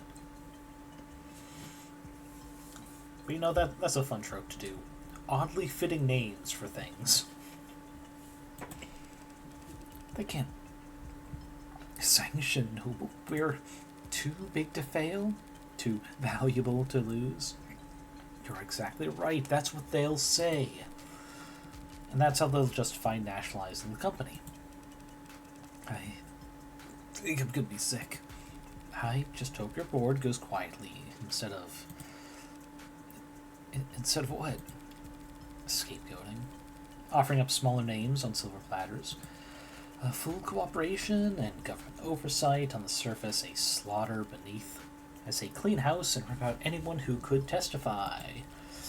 No one will believe you once you're labeled a disgruntled former employee, right? And if the public's lost faith in the Animate 16, they can't do a recall, not on this scale. The state will make them do a flat refund. Flat refund? The losses would be... Yep, your board probably just wants Serra to go away so they can focus on their fight with the state. A tough fight, but one they know they won't personally have to risk anything in.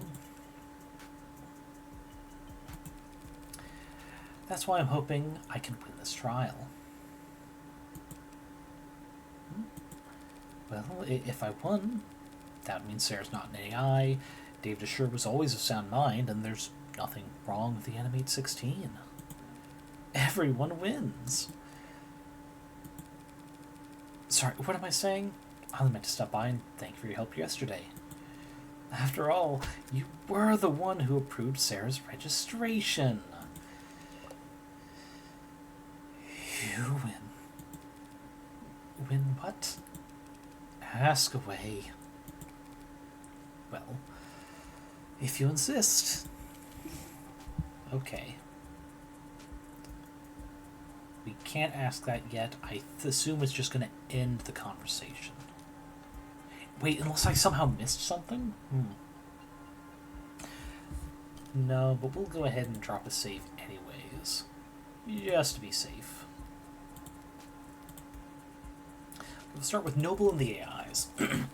Humor me for a moment. What's the company's official statement on AI? Same as any rational company that wants to make money, we don't screw with it. Smart products are profitable. Products with their own priorities are anything but. That being said, AI is a concern for marketing, not product development.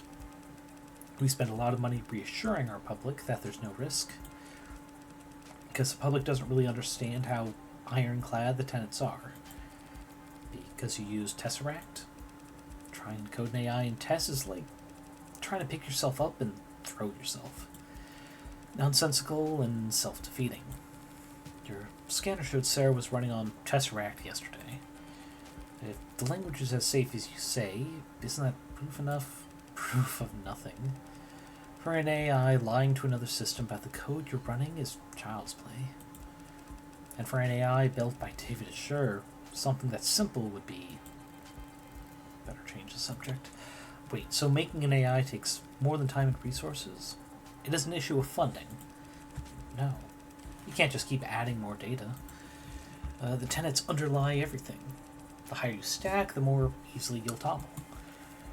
You make it sound like you're building an AI is impossible, even for David Ashur. Any chance you'll testify to that? It sounds impossible.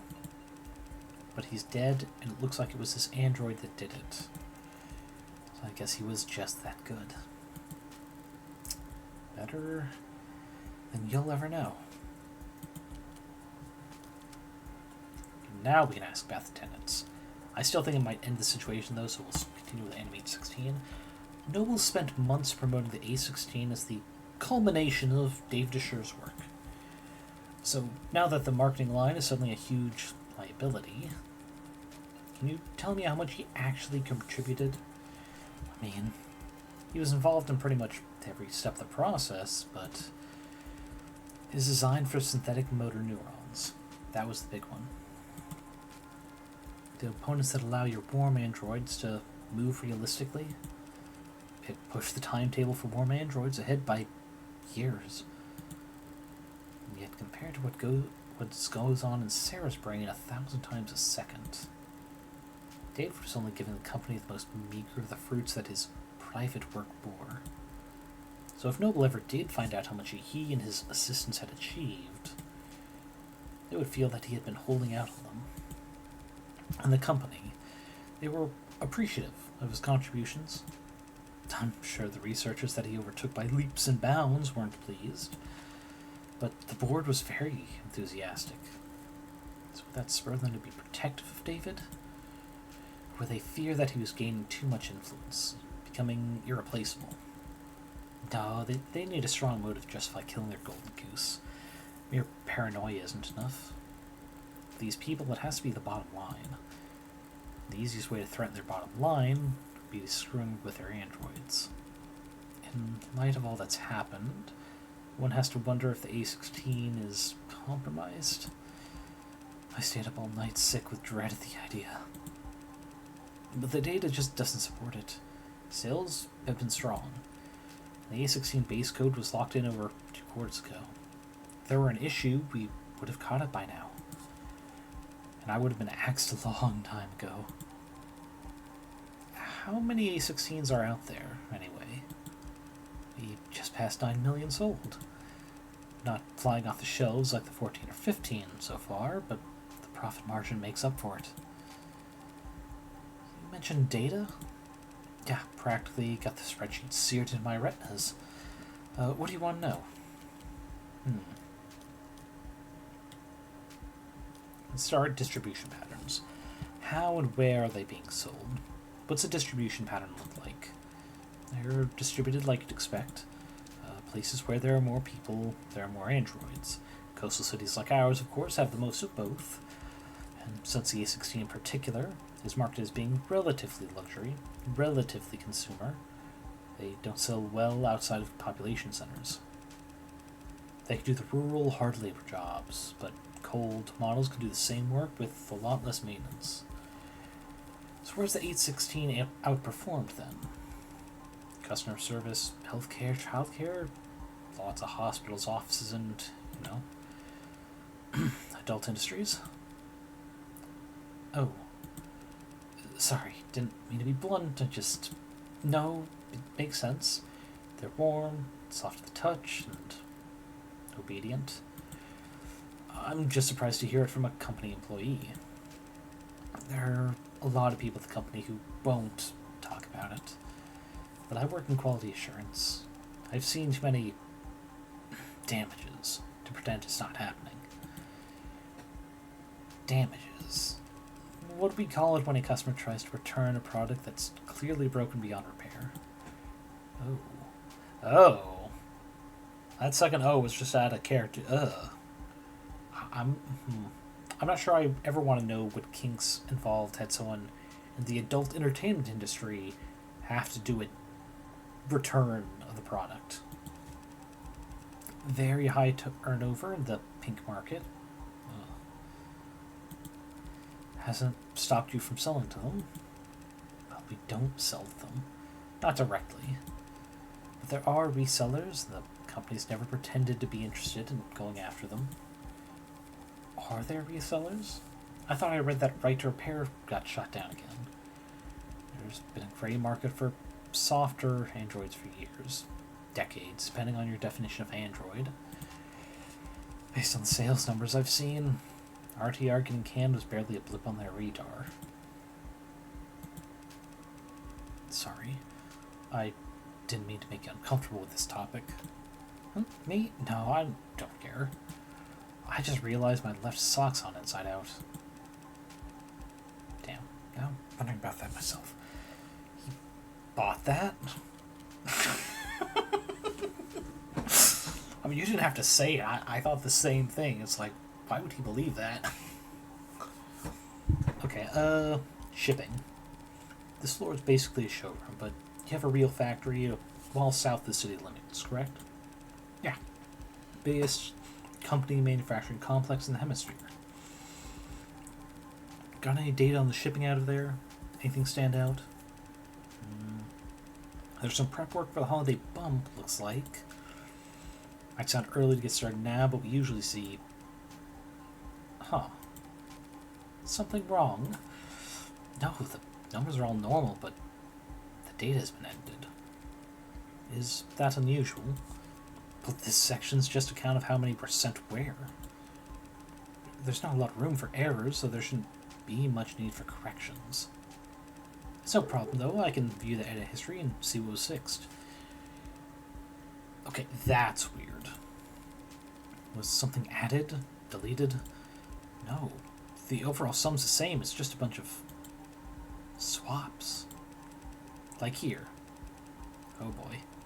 Woeful beepings. Yeah, I'm really feeling that, Baringo. 29 FFCE-010311 taken out. Return for adjustments. 27 FCDD019634 substituted in. Shipment leaves on time. 67 BBTC-899543 returned to assembly for revisions. Replaced by 67 BBTD 592698. Shipment leaves on time. So, does all that strike you as odd, Mr. Dawes? Replacements before shipping isn't uncommon, but when it happens by the batch load.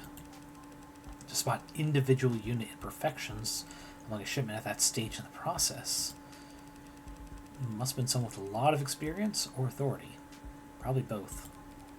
Must have. You don't know who made these changes. I can tell you they were somebody important. Small last-minute changes to which androids got shipped out. Not very juicy on its own. It's a long ways away from explaining why someone would want to kill David. But it was hidden. That means someone didn't want it found. Okay, what do the error reports look like? Our customers reporting a lot of issues. Our counts are markedly low compared to last gen. Mostly hardware complaints, it looks like. Batteries running out too quick. Eye tracking off by a degree or two. Typical stuff. As cliched as it sounds, 99% of these things get fixed once they turn auto updates back on. So no killer robots getting filed away under bug reports. Okay, thanks for sharing that data. Sure. Do you find what you're looking for? Let me take a look. God, I really hope I didn't miss something just because I didn't choose tenets earlier. But let's see. Go back up. Before this changes... Okay, here we are.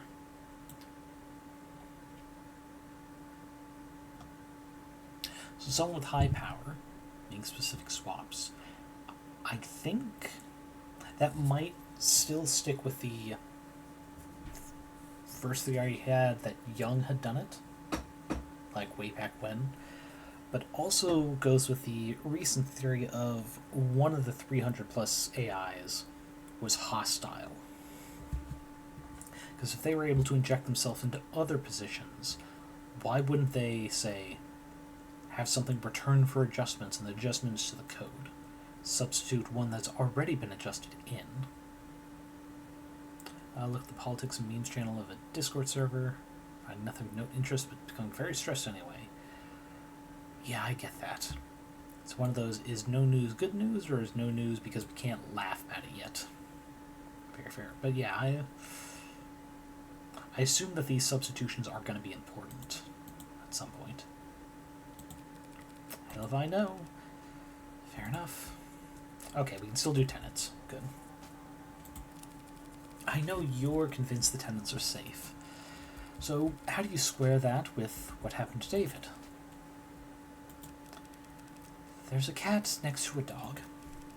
First answer that comes to mind. Is dog to the left or to the right? Left. I'd say the dog is on the left. Cat is on the right. Might expect half people to say left, half to say right. But actually, their answer is almost entirely dependent on their native tongue. Whether it's right to left or left to right. Ooh, interesting. Oh, there's quite a bit of news, but none of it is notable or interesting. Yeah. But no, it's the same thing. It's like, fucking how many big things have happened just this last 2 weeks? Don't have another new thing big happen in the memes channel. It's like, ugh, is that good or bad? Who knows? But I'm stressed all the same. Yeah, whatever choose first. I guess that, I assume this is for, like, English speaking. Because you go from left to right, that's why I chose left, is what it's about to say. The language they speak affects how they process information. Their language affects how they think. It's the same for machines. People can learn new languages, and it can change our perspective. But machines can't learn a new source code. Every update's a reincarnation. Specific good stuff, namely people are very unhappy with MasterCard, yep, and Visa, Stripe, and PayPal. So I've been trying to think of a new method to go about it, because just calling in, it's like non-complaint complaints. It's like, I don't understand why people are doing this, or why it's a big thing, or why Australians are affecting me in the US. We gotta switch it up, or they'll get used to whatever tactic you're coming at them. The point is to be as annoying in the sense of holding up actual business as possible. Things that take longer are more effective.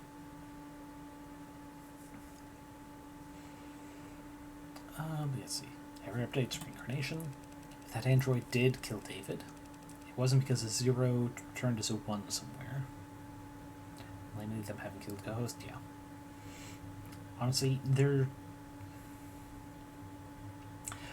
no business, especially not a business that's all about just transferring your money from a bank account to whatever business you're trying to pay, should have any say in what a business does.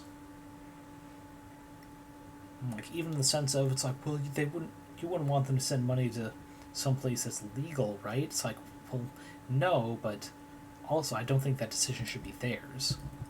If something should be done for legal reasons, a fucking company should not be deciding what is and is not legal. As far as I'm aware, it is not illegal to be a queer person just yet. Who knows, that might be coming up in the news for next week, we'll see. But it is not literally illegal to be anything but straight and cis yet. It is not illegal to do anything but the most vanilla missionary position sex, either. So they should have no fucking say over kinks and such like that consenting adults are participating in. And honestly, even the defense of, it's like, well, you wouldn't want pedophiles to have stuff that they enjoy. It's like, you know what? I'd rather they have a work of fiction to go into that disgusting preference of theirs, and that's just kinder Twitch-friendly language I'm using, not how I'd actually phrase it. I'd rather them have fiction to get into than going out and actually trying to find a victim.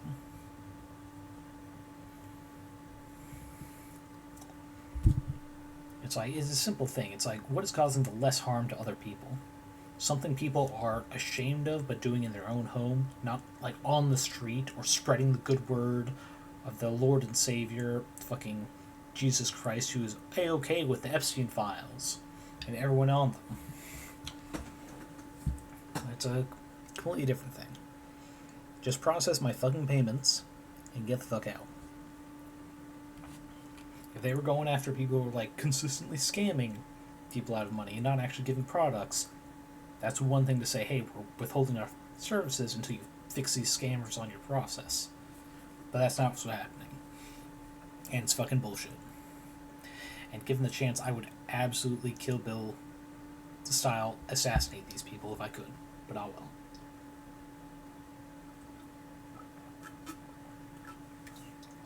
Also, having never actually seen Kill Bill, I don't know what that would mean. But I'm standing by that comment because it's a little funny. Right, back to this other depressing bit of fiction we're playing through, but it had some agency in. If the android did kill David, it wasn't because Zero returned as a one somewhere. It's because there's something fundamentally wrong with it. And personally, I think it's cruel to bring something that flawed into the world. Death Note, there'd be a lot of names in a Shredder. How would the Shredder tie into the Death Note, to be honest? Like just removing the evidence that you had named them? Or are you saying that a lot of them would be losing their lives via Shredder in some way? Because you know what? I would not be against at least a couple CEOs and well-known people in media to having died after complications involving genitals being too close to whirling blades of a Shredder.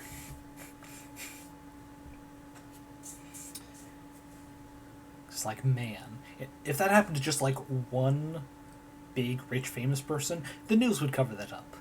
If it happened to like 4 or 5 of them, that shit's getting leaked. That shit's coming out. And there are going to be a number of people going, it's like, okay, I never expected them to be the sort of person to, you know, fuck dangerous office equipment like that. How many more are out there that have not lost their penis like that? Actually, wait, have you seen the Treehouse of Horror Simpsons episode where they did the Death Note? It's like, you're going to write down the name of the person you want to have killed, but it must be a different reason. Sorry, it must be a different method every time. Man. The number of those I would have made, it's like, died from blood loss after sexual acts with the wrong appliances in their kitchen. This one I would absolutely suggest. Not only because it is a very funny parody of Death Note, but also the twist they do at the end that Death Note could not have actually done is very funny.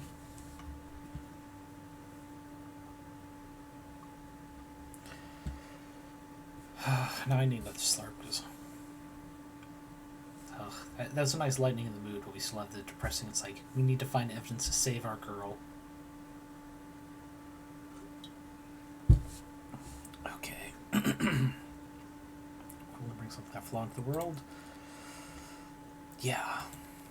Unnecessarily cruel. Any other questions before I go find a hole to hide my head in? I'd like you to take a look at this.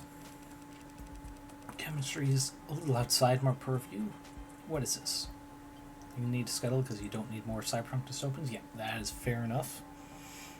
Enjoy. Hopefully next stream, because I don't think I'm going to finish this in the next half hour, this episode at least. Hopefully next stream we have more fun information lore that we can kind of chat about and put off the horrors of will we, won't we succeed to save our girl. What is this? Compound faint in David Ashur's blood. The poison? What is it? It didn't match anything in our database the medical examiner had access to. That's crazy. Here's a crazy idea to follow it up. See if it's a match for anything in Noble's internal databanks. We, don't make poison here. I'm not sure what that would accomplish. No, but this is a factory floor. You could be making baby blankets out there. You'd still have hazardous materials around. You think it was something industrial? I suppose it could be. Looks like it's carbon-based, narrows it down a lot. It's not exactly. What is it? It doesn't make any sense, but it's a match for patent NOD-52345-S, a synthetically produced neurotransmitter analog for usage in organic android components. Synatonin. That explains a lot. A neurotransmitter would interact directly with the nervous system, in David's case, depressing it enough to put his life in danger. It also explains why it was a preset in his personal manufacturer. Serra's nervous system, worth 10 times its weight in platinum, must be pumped full of it. So they think that was what killed him? Helen Young led the development of synatonin, didn't she? Yes, she did. I should go and ask her about its composition then. Normally, someone at her level wouldn't be able to answer specific questions about a compound formulated years ago. But she does have a reputation for being very detail-oriented. That works out nicely then. They say she's the type of person to micromanage how much water people drink at a 15-minute stand-up. I heard a rumor that she once said bathroom breaks are timesheet theft. Oh boy, I hate her already. Aren't they? Morgan, I hope you're fucking with him. It's like, don't even joke. Okay. She's kidding. We can continue to stand Morgan. But you should be careful about criticizing a superior where people could be listening.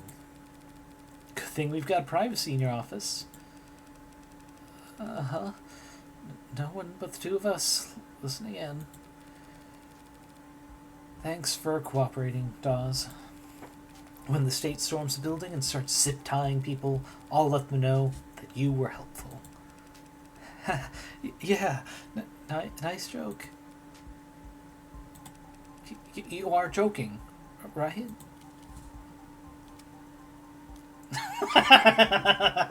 One more thing.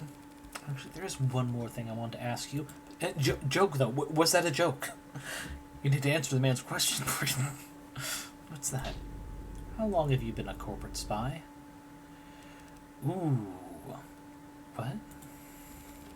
Yesterday, you let it slip that you worked in consulting. Had your guard down because I'm not part of the industry? I was a consultant. What are you talking about? When I walked in here, you said you didn't know how David died. But just now, you called synatonin a poison. What? I just assumed. If a chemical was found in a dead man, and I'm sure you've got practiced answers to every logical point I could raise, so I'll just say this. Does the nervous guy bit really work on people? Keep your cool, and people don't know what you're thinking. But if you act a little jumpy, they feel inclined to calm you down. Before they know it, they're spilling their guts just to have something to fill the silence with. Though it's not entirely an act these days. To answer your question, I did 3 tours in consulting. 4 quarters of internal affairs spy hunting at the Western Division. Then 8 embedded at Howe Industries.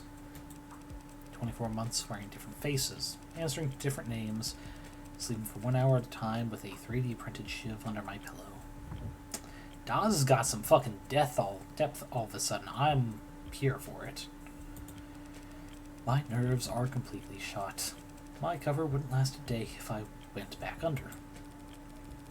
So you're a spy for Noble. Retired. You're working 6 days a week. 5.5 days a week. And in quality assurance.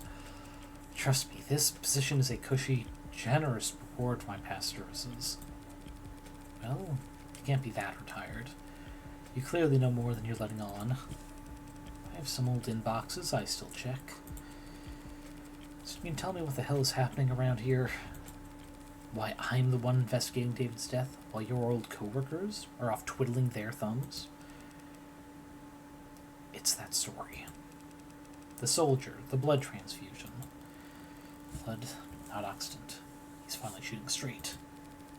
Did something happen to him afterwards? Did the transfusion not last? No, there's nothing wrong with the blood. It's the story itself. There was a soldier, and he did get injured. But it was on a base during a training exercise. There was a medical tent 10 meters away the whole time. Transfusion was just a fortuitous live test. His life was never in any danger. Doesn't make for much of a tearjerker. Not even a good photo op. Which our competitors understood. One of them, maybe a few of them, got a hold of the story, started puffing it up, astroturfing, painting over socials and virals. By the next morning, we had the military thinking we're leaking like a sieve. Meanwhile, the media is bombarding us with requests for videos and interviews and data. And the state's praising our tech with one side of their mouth while threatening to mist us with the others for getting so greedy. Everyone in Noble CCE has been slammed ever since. Trying to find an off-ramp for the story we can walk back the claims on without torpedoing our state contracts. I don't know what happened to Ashur, whether it's AI gone rogue or company infighting gone too far. But I can tell you it wasn't done by consultants.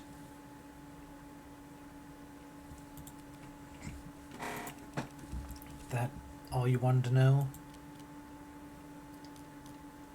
You can drop another save. Psychiatrist. You worked in CCE. Was David actually seeing a psychiatrist? Was it all cloak and dagger bullshit? I know that office. Know some old co-workers who see them. So it's a front.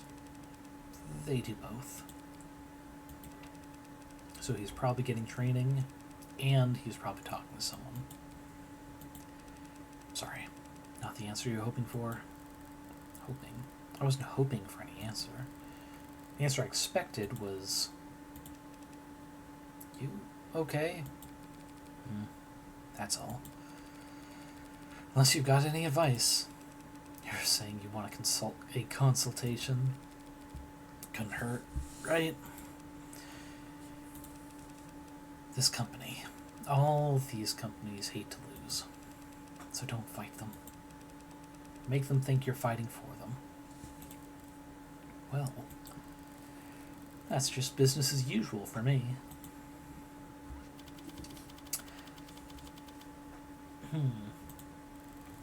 Up until now, there's never been this grating ambiguity over what actually killed David.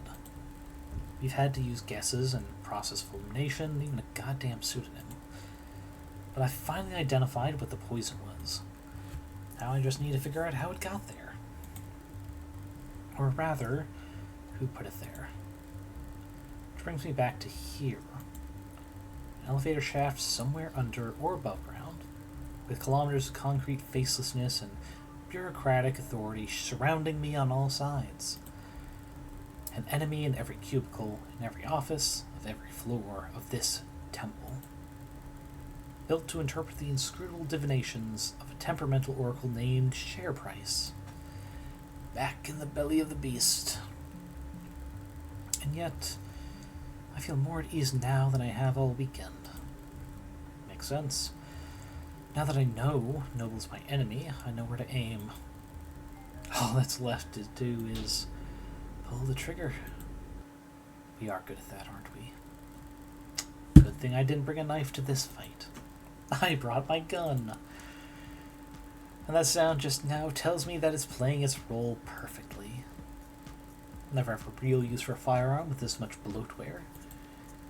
But just by carrying it around, paying attention to when the hard safety flips on, I'll always get a heads up when the police have entered the vicinity. Hi, Detective Reyes. It's Morgan.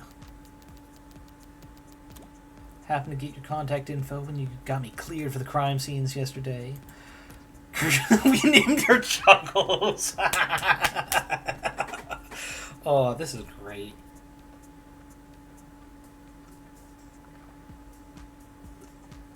Okay. Delete contact. Block this contact. Stop voice to text. How to stop voice to text. Just wanted to check in. Port this contact voice to text disable. And advise you that Noble's scared shitless of you stomping in and nationalizing the place.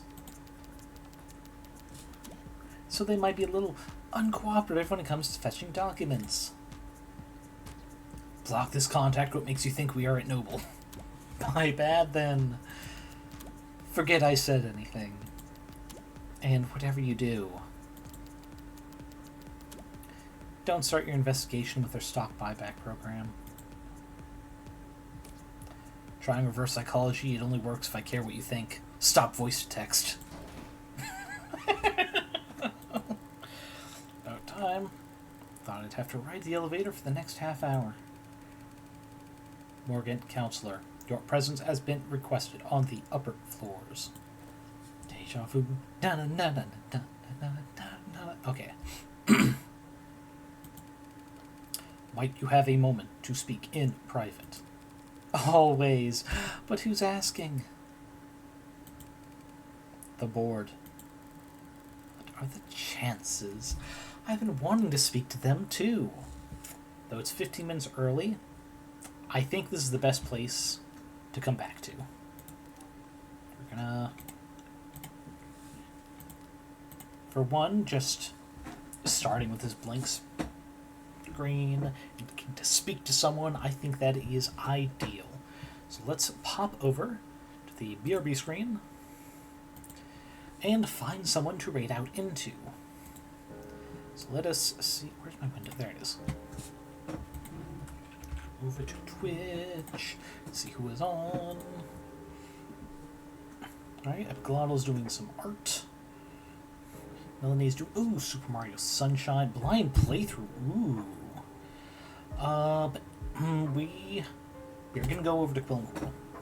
We're gonna go to Braca, playing some Blaze Blue Entropy Effect. Because Braca's my girl. Love her oh so much. We're gonna do our best to help support her in these trying times. Me first, get raid. Set up, perfect. Alright. So, as always, my wonderful tome readers, I hope you all are eating enough, drinking enough, getting enough sleep. Take care of your body so your body can take care of you. And if you can, I would really appreciate it if you support Braca, who is currently raising funds to help move again, because roommates are kicking her out. She has less than 20 days to get enough money and another place to U-Haul over to, and they're not the best people. They pretty much all but admitted they only took her in for the money, did not actually care for her or her situation, which is unfortunate, because I understand that they were also decent friends before the having to move in bit. So I've been revealed it's only for the profit to be made off of her staying in their room, side room, and that they've already replaced her before they said to have her find it somewhere else. Not great. But yeah, take care of yourselves. Appreciate if you'd help her. But regardless, have a great night and a great weekend. See ya.